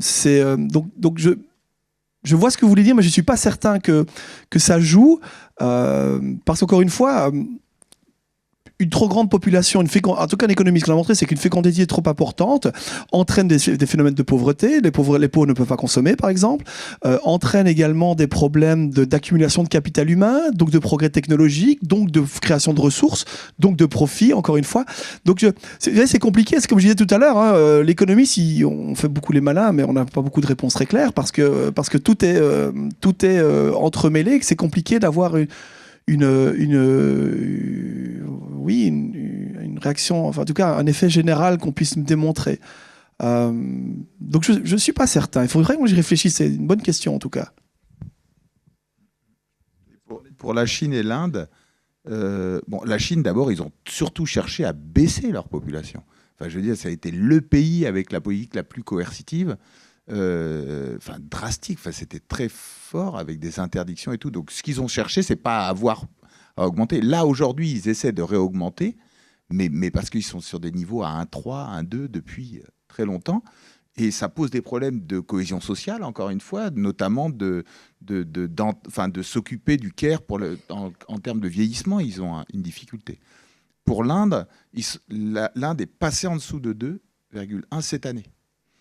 Et si je mesurais, si on mesurait tout l'argent qui a été investi en termes de planning familial pour faire baisser la fécondité, c'est énorme. Donc je pense qu'ils cherchent aussi à avoir une fécondité. Je ne pense pas que l'Inde n'a pas une politique nataliste, et on est sur des niveaux de 2, etc. D'ailleurs, à l'échelle de la planète, s'il y a un truc qui a mal fonctionné, c'est tout l'argent déversé dans les politiques planning familial, notamment en Afrique, et qui ont servi, entre guillemets, à rien, puisque la fécondité est restée très longtemps à 6, et encore dans des pays à 6, malgré toutes ces politiques, et ça a commencé à baisser quand il y a eu de l'urbanisation, quand les niveaux de vie ont un peu augmenté, etc., quand les gens ont décidé ou voulaient moins d'enfants, ou c'était moins compatible avec leur vie, pas parce qu'on leur mettait à disposition énormément de moyens de contraception, etc. Donc je pense que le capitalisme, d'un point de vue monnaie là, et d'argent, on a plutôt des choses qui sont sur de la réduction que de l'augmentation de naissance, je pense. Par contre, si on dit on veut réindustrialiser un territoire, réindustrialiser, c'est avoir de la main-d'œuvre, il faut se poser cette question démographique, c'est-à-dire qui va aller travailler dans ces industries. Ça va être une question qui pourrait se poser. Ça pourrait être une logique économique. J'ai une question qui concerne, je ne sais pas s'il y a des pays où il y a eu des modèles où on a essayé d'équilibrer la part de tâches aussi aux hommes dans l'éducation et le soin aux enfants. On a un congé paternité qui a augmenté récemment. Et ma question, c'est est-ce que ça peut avoir un effet sur ça dans des pays qui ont mis ça en place il y a beaucoup plus longtemps, dans la réincitation en fait, à avoir des enfants si la charge du soin est mieux partagée. Moi, j'ai un exemple que vous connaissez sûrement tous, qui est l'exemple suédois, où en tout cas là, le partage du congé parental se fait entre hommes et femmes, avec justement jusqu'à 13 mois récemment, si je me souviens bien, qui peut être partagé entre les deux, et qui a eu en fait comme effet une augmentation extrêmement forte du taux de participation au marché du travail des femmes. C'est-à-dire que pendant longtemps, la Suède était le pays où les femmes travaillaient le plus, puisqu'effectivement, elles pouvaient avoir des enfants, et que ce soit leur mari ou leur compagnon ou leur compagne qui partagent une partie de cette garde. Je ne sais pas si ça a eu un impact sur le nombre d'enfants, par contre. Ça, je ne sais pas. Mais en tout cas, sur la possibilité aux femmes de continuer à travailler et en fait, d'avoir un enfant, ça a très très bien marché. Et ça marche, je veux dire, à tous les niveaux pour toute catégorie socio-professionnelle, on le voit. Moi, j'ai un de mes co-auteurs suédois, professeur à l'université de Stockholm, qui m'a dit à un moment donné, écoute, moi, je vais avoir mon 3e, tu ne me verras pas pendant 8 mois. Il prenait clairement son congé, donc c'est même pas tout le monde en peut en profiter et tout le monde en profite. Ça, il y a vraiment une distribution. Donc ça joue, mais je sais pas si ça a eu des effets sur le nombre. C'est en effet les pays scandinaves qui sont les plus avancés, Norvège, Finlande, Suède. Mais aujourd'hui, dans la hiérarchie, ils ne sont pas dans les pays les plus féconds. Ils sont plutôt à 1,6, 1,5, 1,6. Et ça n'a pas eu des effets monstrueux. Je sais qu'il y avait une collègue qui avait travaillé, une collègue suédoise, là, je ne sais plus où elle est maintenant. Elle avait fait sa thèse spécialement là-dessus. Et elle montrait qu'il y avait, même s'il y avait une égalité, l'utilisation des congés parentaux et des jours était très différente suivant les hommes et les femmes. Les hommes avaient tendance à le prendre le week-end ou dans les prolongements des vacances, et les femmes l'utilisaient. Donc il y avait vraiment quand même un effet de genre sur l'utilisation des congés parentaux. Mais ce sont les pays scandinaves, ce sont les pays qui sont allés le plus loin. L'Allemagne a beaucoup réfléchi, vous parliez de la conciliation, ils ont fait énormément d'efforts, mais il y a Wolfgang Lutz, un collègue de Vienne, qui parle de la trappe de la basse fécondité. Et lui, son hypothèse, c'est de dire quand on est arrivé très bas et assez longtemps, ça ne remonte pas. Voilà. C'est pour ça qu'il parlait de trappe de la basse fécondité. Et notamment, il regardait dans les pays du sud de l'Europe, hein, Espagne, Grèce, Portugal, c'est les pays où la fécondité est la plus basse. Il disait que la société s'habitue en termes d'école, en termes d'aménagement et tout, finalement, à des niveaux de fécondité relativement bas, et c'est un peu compliqué de revenir après à des niveaux élevés. J'aurais une question. Il y a peut-être une question dans la salle, non ? Il y en a une après, mais si... Mais c'est justement par rapport à...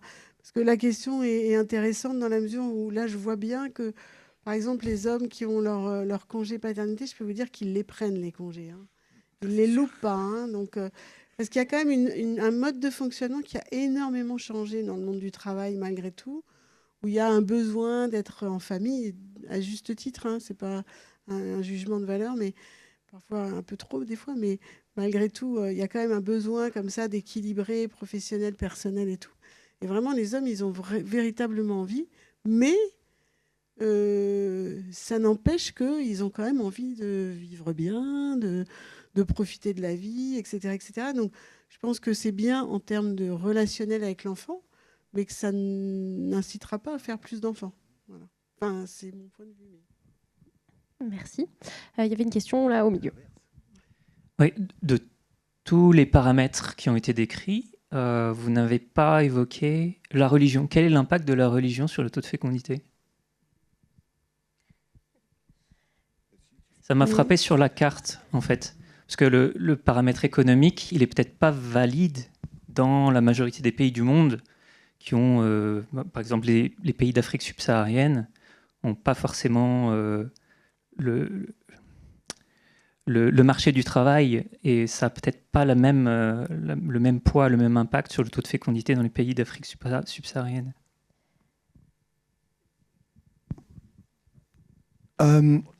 Alors, il y a religion et marché du travail. Il y a deux éléments dans votre question, finalement. C'est qu'on peut considérer des pays d'Afrique, par exemple, où le marché du travail serait différent et donc les opportunités seraient différentes. Et puis, il y a le côté religieux, hein, si je comprends bien. J'ai pas d'évidence sur la religion. Maintenant, c'est sûr que ça joue. Ça fait partie des... Il y a des éléments que je ne l'ai pas relevé dans la présentation, mais les économistes s'intéressent aussi beaucoup aux normes sociales, aux normes familiales et l'impact que ça a sur les comportements, tous les types de comportements, dont les comportements de fécondité. Et donc, effectivement, selon la religion, on a des normes qui peuvent être différentes selon la religion qu'on suit, puisque je peux supposer que les normes ne sont pas toutes les mêmes dans toutes les religions et que les préconisations religieuses sont différentes. Donc, ça, je n'ai pas de chiffres à vous montrer, mais c'est sûr que ça joue vraisemblablement. Mais ça se joint toujours, et ça on le voit dans la plupart des travaux qui ont été réalisés justement sur la fécondité, les choix familiales, dans les pays les moins développés, que ce soit en Afrique ou en Asie, on retrouve quand même ces mêmes éléments économiques qui jouent sur le choix ou non d'avoir un enfant, sur le choix... Enfin, je vais prendre des pays comme le Sénégal ou les pays où la polygamie existe, par exemple, et est légale. On a des choix de fécondité qui sont liés à la religion et à la situation de polygamie qui est acceptée par la religion, recommandée par la religion musulmane dans ces pays-là, qui sont aussi tenus par des arbitrages économiques. C'est-à-dire que si on est la première femme ou la seconde épouse, avoir un enfant, pas avoir un enfant, vous donne aussi une place économique plus forte dans le ménage, ce genre de choses. Donc on retombe malheureusement toujours, je dis malheureusement parce que c'est trivial, mais on retombe sur des considérations économiques qui jouent donc toujours ces arbitrages entre quel est le coût d'opportunité pas d'avoir un enfant, quel est le arbitrage entre qualité et quantité. Ça retombe. Mais je retombe sur ce que je disais au départ. La norme est extrêmement importante aussi, et c'est ce que vous avez tous les deux mis en évidence, c'est qu'on a changé sa façon de vouloir profiter ou pas de la vie. Les normes ont changé de ce qu'on veut faire, de quelle est sa carrière, la place de tout ça a une importance relative finalement qui change. Donc oui, la religion, on pose la question de la religion dans les enquêtes. Par exemple, il y a une enquête qui s'appelle GGS, là, où on pose la question. Donc on peut très bien calculer, par exemple, des taux de fécondité en fonction de la religion. Donc oui, il y a un effet qui est notable, mais Ceux qui font encore, par exemple, qui ont significativement plus d'enfants, ça va être, par exemple, si je prends un contexte français, des gens qui sont, par exemple, catholiques, très pratiquants, etc. Mais ça jouera jamais sur l'indice global, parce que ce qu'il y a dans la tendance, c'est une baisse de la pratique religieuse très forte, la sécularisation. Donc, même si vous avez des groupes ou des sous-groupes où la fécondité est très élevée, sur le nombre global, ça ne va pas jouer énormément. D'accord ?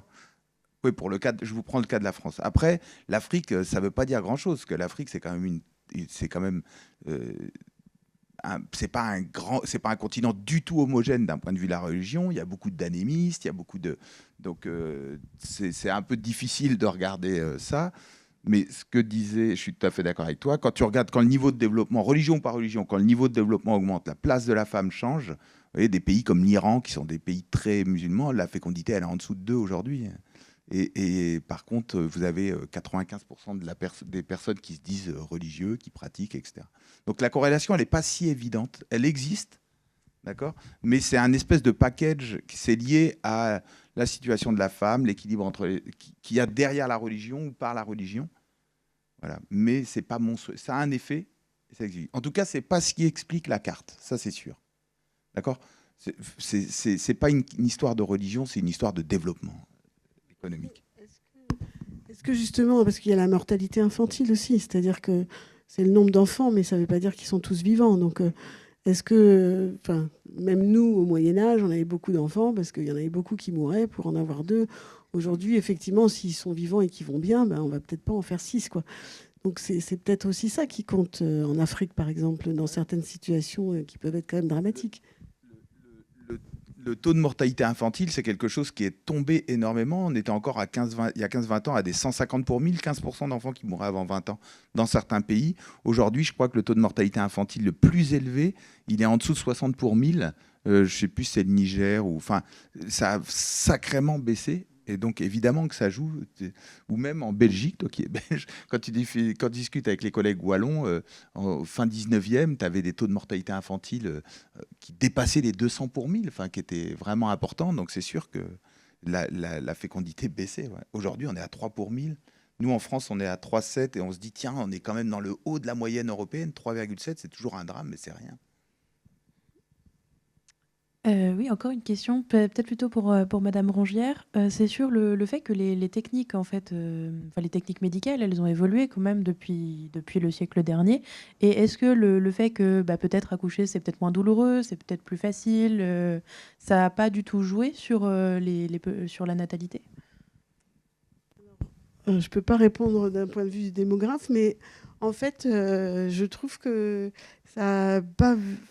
Je veux dire, ça n'a pas vraiment modifié les choses parce que les femmes, je les trouve extrêmement stressées, en fait. C'est-à-dire qu'à l'inverse, on a une prise en charge, un accompagnement, la péridurale, etc. Mais elles sont hyper stressées par tout, par leur grossesse, par ce qui peut arriver. Il y a le diagnostic anténatal qui a été mis en place, donc ça veut dire que vous faites des échos. Il suffit qu'on trouve une anomalie, même si au final, ça ne va rien donner, ça en génère un stress pour le couple ou la femme absolument incroyable. Et puis, il y a une pression pour l'allaitement, par exemple. Il y a une pression sociale. Il y a 40 ans, on n'allaitait pas son enfant. C'était pas vraiment... Aujourd'hui, si vous n'allaitez pas votre enfant, c'est que vous n'êtes pas une bonne mère. Et il y a des femmes, elles sont capables de ne pas donner le biberon à leurs enfants pendant 2 jours parce qu'elles veulent absolument que l'allaitement fonctionne. Et il faut que ce soit le pédiatre qui leur dise, là, stop, on met le biberon dans la bouche parce que... Voilà. Donc, je ne suis pas convaincue, finalement, qu'elle soit si détendue que ça pour faire des bébés. Et puis, la grossesse, si on est vraiment très honnête avec nous-mêmes, c'est quand même pas une partie de plaisir, quoi. Il y a plein de choses. On vomit, on est fatigué, on a mal partout. Donc, si vous voulez, il y a des... Finalement, je pense qu'il y a une sorte d'idéalisation de la maternité. Comme ça, c'est formidable. Alors, on a des bouquins, etc. Mais dans la vraie vie, c'est pas vraiment ça. Avec finalement un degré de stress, je trouve. Et c'est étonnant, justement, quand on a une... Alors, ça peut se discuter, c'est peut-être totalement subjectif, mais quand on a une Africaine, par exemple, qui accouche, ou même une Turque, voilà, elle allaite, ça marche pas bien, elle donne le bib, ça lui pose pas de problème, et puis elle ressort. Puis ça va marcher, son allaitement, elle se pose pas de questions. Mais la Française, elle se pose des tonnes de questions. elles s'en posent tellement que ça ne fonctionne pas. Donc, je ne sais pas. En tout cas, ça, c'est un peu mon ressenti. Et je trouve que la maternité en elle-même, je ne sais pas ce qu'en pense le démographe, mais ce n'est pas ça qui a rassuré les dames pour accoucher. Et puis, il y a malheureusement toujours des morts maternelles, même s'il n'y en a pas beaucoup, mais ça existe. L'accouchement, ça a quand même une certaine dangerosité, même si faut le dire avec beaucoup de prudence, mais malgré tout, c'est quand même un événement important. Enfin, voilà. Moi, j'en pense rien, mais ça m'intéresse beaucoup. Non, mais parce que je suis persuadé que c'est une des questions, mais il faudrait plus travailler avec des psychologues peut-être ou avec des médecins, mais que le rapport au corps, le rapport à la grossesse, à la maternité, c'est une des raisons ou une des craintes qui augmente et qui explique une partie de l'infécondité ou du non-désir d'enfant qu'il y a ça. Mais j'ai pas d'éléments et j'ai pas d'études. Mais c'est une hypothèse, moi, qui me séduit, en tout cas, que j'aimerais bien explorer, parce que ça, j'en suis intimement convaincu. Le changement de son corps, ce qui se passe pendant la grossesse peut faire peur, et ça peut être aussi une stratégie d'évitement. Le jeu ne vaut peut-être pas la chandelle pour un certain nombre de jeunes femmes. Et c'est une vraie différence entre les hommes et les femmes, cette question de la grossesse, quand même, hein. La science-fiction de l'utérus artificiel, à un moment, Yacoub en parlait et tout. Ils n'avaient pas tort sur le fait que si on enlève ça et on y arrive, entre guillemets, on enlève une différence très forte entre les hommes et les femmes. Ça, c'est évident, mais ça reste de la science-fiction. Si je peux juste rebondir là-dessus, c'est la parole à monsieur, mais en plus, les économistes sont intéressés à ça, justement, si on prend maintenant la décision d'avoir un enfant au niveau du couple. Si on prend le couple. En fait, disons le couple hétérosexuel, c'est qu'on s'aperçoit qu'effectivement, ce sont les femmes. Il y a une baisse du désir d'avoir des enfants beaucoup plus forte chez les femmes que chez les hommes. Et ça, en fait, c'est ça. Et donc, pour revenir encore dans mon côté un peu économiste, c'est que ce bargaining, cette négociation au sein du couple, elle se fait aussi en fonction du pouvoir de négociation que chaque membre a dans le couple. Et il semblerait que les femmes, de par justement, encore une fois, leur place plus importante, économiquement parlant, hein, je vais revenir à ça dans l'économie actuelle et donc dans le ménage, leur donne un pouvoir plus important qui leur permet maintenant de pouvoir affirmer ce que vous disiez, cette volonté de dire non, moi j'aurais pas d'enfant. Alors qu'avant, elles n'avaient qu'à se taire. Hein. Si monsieur avait décidé, monsieur avait décidé. Et ça change aussi beaucoup de choses. Cette négociation à l'intérieur d'un couple et la place finalement de qui veut et qui ne veut pas en avoir. Il y a une question ici.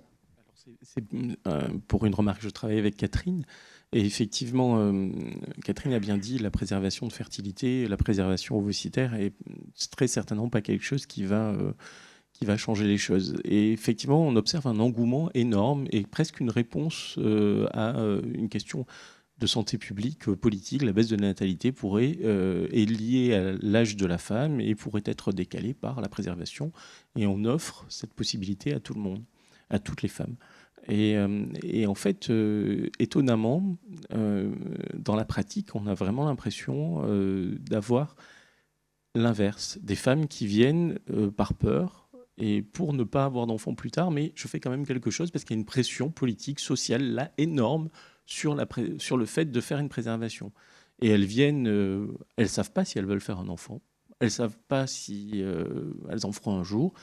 Et sur les pays qui en font depuis déjà, c'est pas quelque chose de tout nouveau. Je veux dire, c'est nouveau chez nous en France par la loi, mais Catherine le sait très bien. Aux États-Unis, ça existe depuis. Alors bien sûr, c'est pas gratuit, mais depuis 15 ans. Nous, au CMCO, on le pratique depuis 2008 pour les cancers et pour toutes les pathologies. On a très très peu de réutilisation. Étonnamment, très très peu. Alors, il y a certaines études contradictoires qui vont dans le sens d'une réutilisation assez importante, mais lorsque c'est sur un programme très précis, dans le cadre de pathologies telles que l'endométriose, où la patiente va préserver en disant « je vais réutiliser l'année prochaine après me faire opérer », où ça rentre dans une cohérence. Mais lorsque vous ne savez pas, et on a l'impression que la pression sociale s'est reportée sur la préservation plus que sur le fait d'avoir un enfant. Au moins, même si c'est plus très poli de dire à table écoute, c'est quand que tu fais un bébé, au moins va préserver. Et c'est un petit peu ça qu'on observe actuellement. Et du coup, on a un engouement à ça. Et puis Catherine l'a bien dit, mais les résultats aussi ne sont pas au point actuellement. C'est décevant. Je veux dire, la fertilité ne dépend pas que des ovocytes. Et en plus, on ne sait pas très bien les congeler. On a encore de quoi améliorer la technique en elle-même, puisque un chiffre qui fait un petit peu peur, mais peut-être on n'a que 5% de grossesse par ovocyte congelé. Donc avec ça, il va falloir ramer quand même. En fait, pour rebondir là-dessus, c'est que finalement, en fait, il y a deux choses. Déjà, il faut qu'on demande aux patientes qui viennent préserver qu'est-ce qui pourrait leur faire changer la vie. Parce que quand elles arrivent pour dire « je veux pas d'enfant, mais on ne sait jamais », parfois ils viennent en couple. Ils viennent en couple et le couple ne veut pas d'enfant. Mais on ne sait jamais. Mais alors, c'est quoi le sait jamais? En fait, je n'ai pas cette réponse. Je pense que je n'ai pas eu le réflexe de poser la question et je pense qu'il faut vraiment le faire parce que c'est une vraie question, en fait. C'est-à-dire... mais surtout, il y a un niveau socio-économique. C'est-à-dire que ce n'est pas toutes les femmes de tous les niveaux sociaux qui viennent congeler leurs ovocytes. Et ça me pose question. Le jour où tout le monde viendra... je me dirais, bon, bah, voilà, elles cherchent. Mais ce n'est pas du tout égalitaire, en fait. Alors, ce n'est pas parce qu'elles ne sont pas au courant, mais je pense que les femmes qui sont dans un niveau socio-économique plus bas, bah, elles font leurs enfants plus tôt, en fait. C'est-à-dire que c'est une autre question. Et là, je pense qu'aussi, il faut... Voilà. Peut-être que pour celles qui ont un travail qui n'est pas un travail, entre guillemets, qu'on pourrait considérer comme épanouissant, eh bien, leur vie, leur but, c'est aussi de fonder une famille et d'avoir des enfants. Et vous disiez tout à l'heure qu'on pouvait le faire à partir de 29 ans, c'est ça ? Ouais. C'est déjà tard pour les statistiques de reproduction. En fait, on n'a pas encore accès pour des personnes très jeunes qui voudraient venir à 20 ans en disant « moi, je ne veux jamais d'enfants », mais on ne sait jamais. Elles ne peuvent pas le faire, là. Elles ne peuvent pas congeler leurs ovocytes. Alors, elles ne peuvent pas, mais en fait, pour une fois, ce n'est pas complètement ridicule. C'est-à-dire que, comme il l'a dit tout à fait, il y a très peu de gens qui reviennent les récupérer. Donc, si vous faites des conservations à 20 ans, alors il y en aura encore moins qui vont venir les récupérer parce qu'elles vont faire leurs enfants toutes seules, elles ne viendront jamais. Donc ça, c'était réfléchi quand même. Et à l'inverse, au-delà de 37 ans, les résultats ne sont pas géniaux. Mais alors, au-delà de 37 ans, ça se casse la figure. Donc, ça n'a pas vraiment d'intérêt. Donc, ça avait... Cette tranche d'âge-là, elle avait un sens. Elle a un sens. Voilà. Elle a un sens technique médical. Je ne sais pas s'il y a encore des questions dans la salle. J'ai juste une remarque en attendant qu'on passe le micro. Il y a une donnée qu'on n'a pas vraiment mis en parallèle de la fécondité. Du coup, j'espère ne pas me tromper de terme. Mais c'est l'accès à la contraception, en fait. Si on compare des courbes de natalité avec les dates de légalisation de certains moyens de contraception ou le fait de les rendre plus accessibles, est-ce que l'impact est très visible? Comment ça a changé la donne? Et une question que je me pose sous-jacente, c'est est-ce qu'à toutes les époques de l'humanité, finalement, il n'y a pas grand monde qui voulait des enfants, mais il fallait en faire parce que la vie, et si on avait eu accès à des contraceptifs plus efficaces plus tôt, peut-être que la natalité n'aurait pas explosé au moment où elle a explosé dans l'histoire du monde. Alors, moi, je n'ai pas les chiffres en tout cas. Non, mais évidemment que les moyens de contraception, ils ont coïncidé, ça a permis de faire ce qu'on appelait les enfants du désir, c'est-à-dire de caler. Mais les populations n'ont pas attendu d'avoir des moyens de contraception pour limiter leur naissance. La première transition démographique, elle commence en France au 19e. Qu'est-ce qu'ils ont fait? Les gens, ils avaient rationalisé. Ils se sont mis à se marier plus tard. Et donc, en se mariant plus tard, la période d'exposition, et c'est en France que ça a commencé, dans les campagnes d'ailleurs aussi, et ils avaient moins d'exposés. Donc, au final, ils avaient moins d'enfants, toujours pour une histoire d'âge, c'est-à-dire d'âge au premier. Et ça fonctionnait, mais ça fonctionnait moyennement. D'accord, avec les moyens de contraception, on peut ajuster. Les moyens de contraception, ils ont changé. Au tout début jusque dans les années 70, c'était une contraception d'arrêt. Une fois que j'avais eu les enfants que je voulais, j'utilisais un moyen de contraception, alors que maintenant, c'est devenu une contraception de report. Donc l'utilisation a changé. Mais oui, évidemment que ça aide pour ajuster son désir à la réalité. Dire un mot, alors c'est en fait aujourd'hui aussi on est dans une situation où on veut surtout pas d'hormones, que les gens ont peur des hormones, alors qu'on vit sans hormones, on meurt, mais les gens ont très très peur des hormones, donc il y a quand même beaucoup de patientes là, pour moi c'est un recul en arrière, qui veulent pas prendre de contraception, donc qui utilisent le préservatif, qui font attention alors comme elles peuvent avec toutes les difficultés. Et puis, il ne faut pas oublier aussi que l'IVG, ça a toujours existé, en fait. C'est-à-dire que c'était interdit, mais les femmes ont toujours utilisé l'interruption volontaire de grossesse. Enfin, ont toujours utilisé l'interruption de grossesse, bon an, mal an, avec des morts maternelles, évidemment. Donc, Donc ça a toujours existé de tout temps. Et alors peut-être que, alors je ne pense pas qu'on ait été capable un jour de le mesurer à des temps du Moyen-Âge ou autre, mais en tout cas, ça a dû diminuer quand même ce genre de situation, même si ça existe toujours. Parce que même si vous avez une contraception et on pensait qu'on allait maîtriser la fécondité, mais pas du tout, parce que dans ce désir d'enfant, c'est très très compliqué. Vous avez des patients qui vont arrêter leur contraception juste pour voir si la machine fonctionne. Et une fois qu'elles savent qu'elle fonctionne, elles vont faire une interruption. Donc c'est vraiment complexe, hein, ce désir d'enfant, cette possibilité d'enfanter et tout, c'est très complexe. Je ne sais pas s'il y avait un complément d'infos. Ouais. Bonjour, ma question elle porte surtout sur le point de vue économique entre la baisse du niveau de fécondité qui provoque un vieillissement et ensuite le système de protection sociale. En fait, ce que je voulais savoir, c'était est-ce qu'il y a des travaux en économie récents qui provoqués par, on va dire, le changement de la démographie, du coup, c'est-à-dire que la baisse d'actifs, donc une plus grande part d'inactifs, une plus grande part de retraités. Donc du coup, un plus dur financement du système de protection sociale. Étant donné que le système de protection sociale a été fait, du coup, le siècle dernier, où on avait une part d'actifs qui était plus importante, maintenant, dû à la modification de cette démographie, est-ce qu'il y a une nouvelle recherche d'un, entre guillemets, nouveau système de protection sociale pour pouvoir le financer? Oui et oui. Oui et oui. Il y a des centaines de travaux qui depuis des dizaines d'années, qui essaient de comprendre comment est-ce que le système de protection sociale est impacté par le changement démographique, et aussi des tonnes de travaux qui essaient de voir comment est-ce qu'on doit le réformer. En France, les réformes récentes qu'on a eues sur le système de retraite, par exemple, sont parfois, pas toujours, mais inspirées aussi de beaucoup des résultats de ces travaux-là. Parfois à bon escient, parfois à mal escient. C'est pas toujours très bien impliqué, hein, parce qu'il y a une différence entre les chercheurs et puis ce que les décideurs vont faire des résultats de recherche. Mais oui, il y a énormément de travaux là-dessus.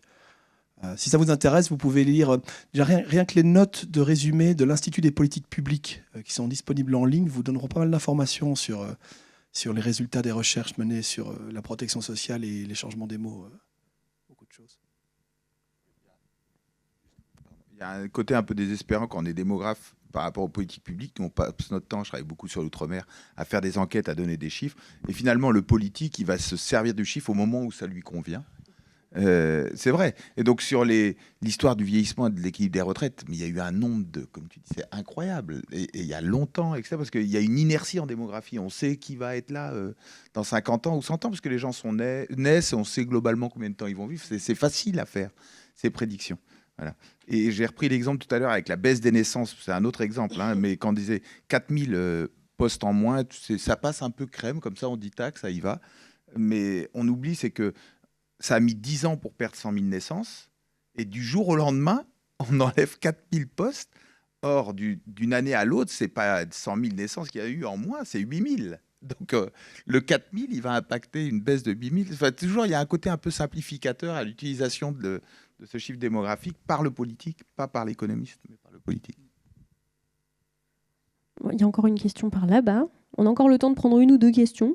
C'est le moment de vous manifester si vous avez une question brûlante que vous n'avez pas encore posée aux intervenants. Alors là, du coup, question peut-être beaucoup plus théorique, peut-être vous pouvez pas répondre, je ne sais pas. Mais en termes d'économie, si on imaginait que dans le futur, c'est plus pour vous demander votre avis, si on imaginait que dans le futur, on arrive à une société peut-être plus égalitaire, un peu mondialement, où il y aurait peut-être plus de gens dans une précarité et peut-être tout le monde aurait un peu le même niveau de vie, est-ce qu'à votre avis, par rapport à maintenant, les gens feraient plus ou moins d'enfants ?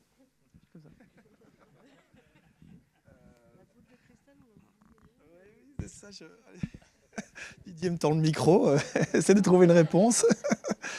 Alors, je ne sais pas. J'essaie de rassembler quand même des éléments de réponse. Mondialement, on observe quand même un retour dans certains pays de la fécondité selon le revenu, je parle. C'est-à-dire que les gens plus riches font peut-être plus d'enfants que ce qu'ils n'en ont fait lorsqu'il y a eu cette baisse de la fécondité selon le revenu. Donc ça veut dire que si on augmente le revenu de tout le monde et qu'on rebaisse, si je vous suis, si c'est plus égalitaire, c'est qu'on remonte celui des plus pauvres, on diminue celui des plus riches, d'accord? Quel impact ça peut avoir? J'en sais trop rien en fait. Moi, je vais peut-être répondre différemment. Quand on fait des modèles économétriques et tout, on raisonne toujours toutes choses égales par ailleurs. Donc c'est ce qu'on fait, ce que vous dites, si tout le monde est pareil, toutes choses égales par ailleurs, qu'est-ce que ça donne? Et peut-être que les variables religion, des questions sur les valeurs joueraient peut-être un peu plus. Donc tout le monde n'aurait pas, mais si on enlève la question économique, peut-être pour d'autres raisons, des gens auraient plus ou moins d'enfants. Peut-être sur la question de la religion, des valeurs, d'éléments comme ça, ou de culture d'une famille nombreuse, des éléments, peut-être ça jouerait, mais bon, je ne sais pas trop. Hein. Il y a encore une question ici.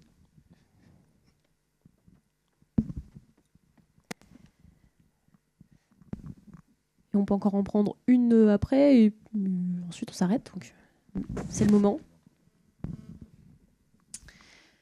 Question plus économique, je pense. Dans quelle mesure les populations immigrées compensent les trous démographiques dont on a parlé au tout début? Et notamment, ça fait écho à la question sur le financement des retraites et du système social. Dans quelle mesure les populations immigrées qui viennent travailler en France peuvent ou compensent peut-être déjà en partie les trous dans la pyramide des âges que vous présentiez au tout début? Juste, on parle que maintenant de l'immigration, alors que les deux sont très liés. Moi, je me disais, tiens, ça va arriver vite, mais voilà. Parce que, par exemple, en France, la natalité baisse, mais la fécondité reste la plus élevée en Europe. Mais on n'est pas du tout dans le peloton de tête des taux d'accroissement de population. L'Allemagne a accueilli 900 000 personnes l'an dernier. Et donc, ils ont des taux d'accroissement démographique bien supérieurs aux nôtres. L'Espagne, pareil, alors qu'ils ont une fécondité plus faible. Donc, toujours cette question. Alors, la question migratoire, elle est compliquée parce qu'elle ne joue pas sur les trous, parce que généralement, les gens, ils viennent, ça compense un petit peu tout, sauf si vous travaillez sur un territoire très faible, enfin de petite taille, les gens vont venir parce qu'ils sont étudiants, ils vont venir parce qu'ils travaillent. Mais si vous travaillez à l'échelle du pays, c'est difficile. Si c'est de l'installation, de la migration à long terme, ils vont venir. Après, les gens vont faire comme tous les autres, vont avoir des enfants, ils vont vieillir et tout. Donc, pour compenser des trous, c'est compliqué. Il faut avoir une immigration choisie sur le sexe et l'âge. Ce serait compliqué. Donc, ça joue sur la taille de la pyramide, mais pas tellement sur sa forme. On l'a très bien vu avec le Covid, où on a regardé l'impact du Covid. Baisse des naissances. Donc, la baisse des naissances, ça a contribué au vieillissement. En même temps, plus de décès, ça a contribué au... Et puis, il restait la dernière composante qui était la migration. La migration, ça a joué un peu sur le vieillissement parce qu'il y a eu moins d'étudiants. Mais en même temps, des personnes âgées sont moins parties parce que quand on est immigré, on va souvent mourir dans son territoire. Donc, c'est pas très lié à ça. Ça joue sur le volume, mais pas sur la... Et pour ce qui est du marché du travail, puisque c'est un peu ça que vous aviez comme question en financement de la protection sociale, ce genre de choses, le problème c'est qu'un pays comme la France, malgré tout ce qu'on entend, je suis désolé de vous le rappeler, n'accueille quand même pas beaucoup de gens. C'est-à-dire que le taux d'entrée est relativement faible. Par exemple, comparé à l'Allemagne ou même à la Suède, c'est rien du tout.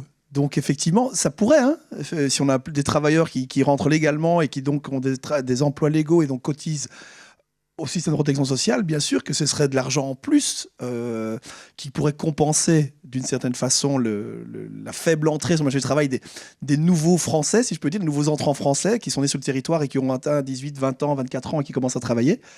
Mais en tout cas, un pays comme la France, il faudra en accueillir beaucoup plus parce que pour l'instant, c'est très faible par rapport à d'autres pays. On prend une dernière question.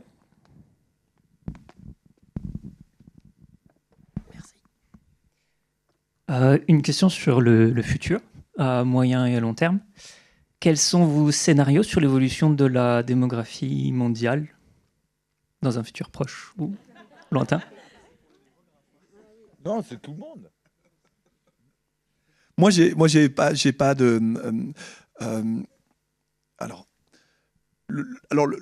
mondial. Je pense que le vieillissement de la population, on l'observe partout, par exemple. Même dans les pays africains, par exemple, on observe un vieillissement de la population et quand même une baisse de la fécondité. Dis-moi si je me trompe, mais même si ça reste beaucoup plus élevé que chez nous. Donc on a un vieillissement de la population, ça on l'observe partout.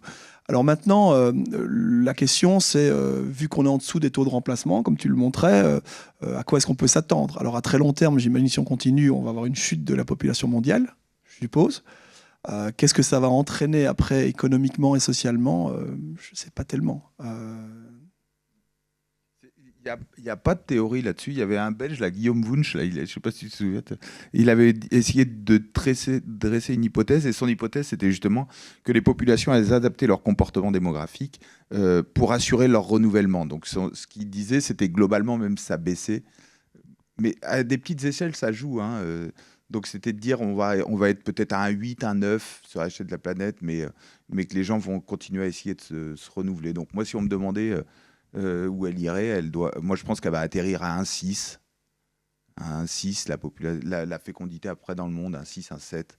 Et puis voilà, ça va stagner comme ça, mais ça ne descendra pas en dessous, parce que en dessous, la population, elle disparaît vite. Hein. Si vous êtes un enfant par femme, vous modélisez, ou à 0,7, là, comme en Corée, au bout de 50 ans, votre population, elle diminue très très vite. L'explosion démographique, elle est exponentielle comme ça quand la fécondité est élevée et tout, mais elle peut être exponentielle, la baisse peut aller très très vite aussi. Je pense qu'il y a quand même un désir d'enfant aussi, donc, qui fait que ça va garder peut-être un niveau quand même de base.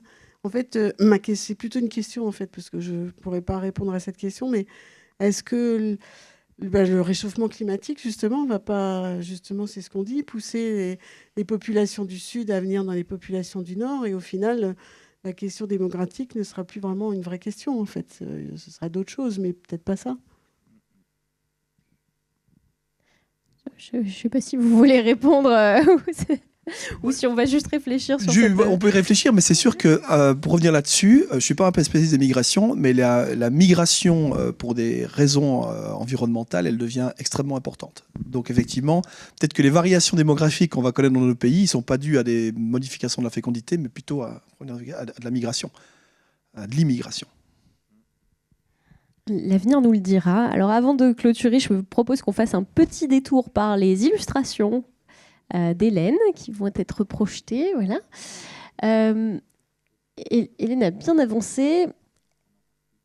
Et donc, elle a résumé un peu cette soirée en petites illustrations. Donc, on voit toujours les participants, les éléments importants, les notions de transition démographique, les raisons de ne pas avoir d'enfants, etc. Ces illustrations, vous pourrez les consulter après l'événement sur le site web du Jardin des Sciences. Donc, vous aurez vraiment un résumé visuel de tout ça. La fécondité liée à l'économie, etc. Ça a bien avancé, ça s'est bien rempli. Et sur la dernière intervention, voilà, on a une reproduction de la capacité de fertilité en fonction de l'âge. Voilà, c'est un beau résumé visuel. Je pense qu'on peut applaudir Hélène pour son exercice. C'est pas un exercice facile d'illustrer en direct. Donc vous aurez accès à tout ça. Alors, est-ce que vous avez, vous, chacun d'entre vous, un dernier mot à dire sur cette question? Ferons-nous encore des enfants dans le futur? Est-ce qu'on va continuer à faire des enfants? Quel est votre mot final, selon votre point de vue et vos disciplines respectives sur cette question? Oui, on continuera à en faire. On continuera à en faire. Je pense que, Catherine, vous le disiez, il y a un désir d'enfant qui sera là, et ce désir, il sera sûrement impacté, comme je disais, par les conditions économiques de chaque ménage, finalement, et en partie, hein, et les normes qui s'imposeront aussi à ces ménages et auxquels ils participeront, justement, à la formation des normes à un moment donné. Oui, pareil, moi je répondrais que oui. Oui, il va continuer. La question combien, je ne sais pas. Et que ça génère plein de choses. Il y a aussi il y a un truc qui bouge, c'est le couple, qui est le préalable à avoir des enfants. Et on voit que par des personnes en couple, tout pendant qu'il y aura cette idée de couple, je pense qu'il y aura un désir un peu d'enfant. Parce que c'est pas très rationnel, cette histoire de désir d'enfant. Il faut pas être très... Enfin, je veux dire, ça coûte de l'argent, ça prend du temps. Non, mais c'est vrai, ça t'empêche de dormir. Mais les gens font encore des enfants. Donc je me dis, malgré tout ça, je pense qu'en effet, il y aura toujours ce désir qui va rester. Moi, je dirais oui, parce qu'en plus, il y a il y a tout l'imaginaire de ce que c'est qu'avoir un enfant, que d'être mère, que d'être père, que de vouloir ressembler à ses propres parents. Enfin, je veux dire, il y a tellement de choses, c'est tellement riche. Enfin, et puis il y a la relation avec les enfants, il y a cet amour inconditionnel, normalement. Hein. Après, on peut avoir des maltraitances et tout, mais je veux dire, donc il y a quelque chose là qui me semble... ou alors c'est l'humanité entière, là. On peut se poser la question du lien, quoi, dans l'humanité entière. Mais franchement, là-dessus, je pense que c'est sûr. Et puis en plus... c'est aussi des vagues. Enfin, on a l'impression aussi qu'il y a des modes. Pourquoi pas là ? Enfin, je veux dire, on n'en fait que un. Peut-être qu'un jour, on en refera 6, j'en sais rien. Mais... Donc, j'ai l'impression qu'on est tout le temps dans une sorte de va-et-vient, de retour en arrière. Donc, oui, mais pour moi, ça me... Et même, je dirais que le jour où on aura un utérus artificiel, ça va être extrêmement compliqué. D'abord parce que les femmes qui voudront porter leur enfant, on va les regarder de travers. Elles ne pourront plus bosser. Voilà. Et ensuite, on va quand même frustrer un certain nombre de personnes, je pense. Donc, ça va être... voilà. Est-ce que c'est une bonne chose ou une mauvaise chose ? Ce que je retiens en tout cas, c'est que les scénarios ne sont pas si catastrophistes si on se base juste sur la fertilité, sur la fécondité, etc. C'est pas vraiment un gros problème actuellement le fait qu'on fasse moins d'enfants. Et puis au final, chacun est donc libre de ne pas se sentir trop coupable de faire les choix qu'il veut pour lui-même. On pourrait dire ça. On n'est pas encore dans un scénario catastrophe où tout le monde doit se lancer dans le réarmement démographique. Très bien. Merci en tout cas pour ces interventions-là. Je pense qu'encore une fois, on peut applaudir nos intervenants pour leurs apports très enrichissants. Si vous avez aimé Epic Époque de ce soir, n'hésitez pas à revenir au prochain événement qui aura lieu le 5 décembre. La question sociétale qui sera abordée, c'est: le langage détermine-t-il la société ? Je veux pas vous divulgacher l'échange, mais on parlera entre autres d'écriture inclusive. Donc n'hésitez pas à revenir. Pour celles et ceux qui ne sont pas là mais qui nous écoutent, continuez à écouter les épisodes et déplacez-vous la prochaine fois. C'est sympa aussi de l'écouter en direct, en présence au Planétarium. Merci à tous et toutes encore. Merci le Jardin des Sciences, le Planétarium pour cet accueil. Merci la RCF pour la rediffusion. Et puis, je vous souhaite une très bonne fin de soirée et à bientôt.